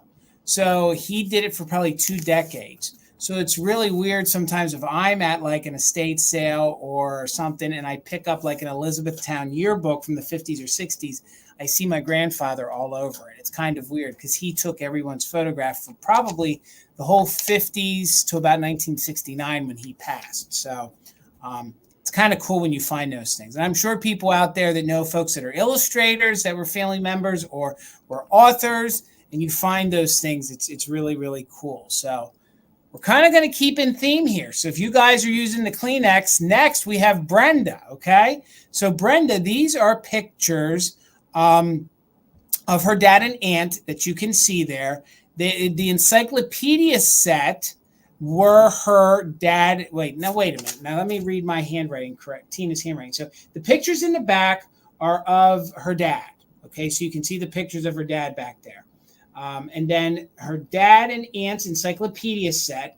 And then inside, okay, so in the back, you can see that it is her dad and aunt's encyclopedia set. So it would have been sister and brother that shared it. Then the highlighted inside where you can see the handwriting there, her grandpa hand wrote a dedication in each one of the books to his children that are Brenda's dad and aunt. Okay, I hope I spoke properly there. That is really fun. So those are pictures of her aunt and her aunt and her father, And then the encyclopedias back there are her dad and her aunts. And each one has a personal dedication from her grandfather on the inside. And there you can see it. Again, really, really fun. Really cool. I love that, Brenda. Yeah, seriously, I'm really trying not to tear up because, both of you, these are very special things to have on display that no one else is going to have. No, and that's really fun. I mean, I still have my encyclopedias that were my grandparents and my mother's too. I mean, that's another thing that's gone to the wayside, if you know what I mean. Like everything's done online now. So, nobody keeps encyclopedias anymore. So, but Brenda, thank you so much for sharing that with us. We appreciate that so much. And those were some really fun, meaningful, fantastic finds. So, William, congratulations. That's really fun. And that's the power of eBay. That is the power of eBay right there, that you can find these things, because some of those things you can't find just at your local thrift and stuff. So, or your local swap meet. So, all right, gang. Thank you so much for hanging out with us tonight. It was a very fun, fantastic finds. If you're not subscribed to Amie's channel, please do so.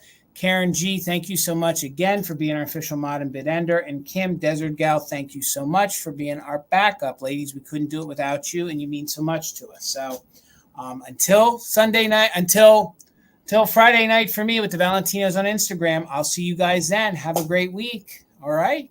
See you later. Thank you guys so much. Bye, everybody. Good night.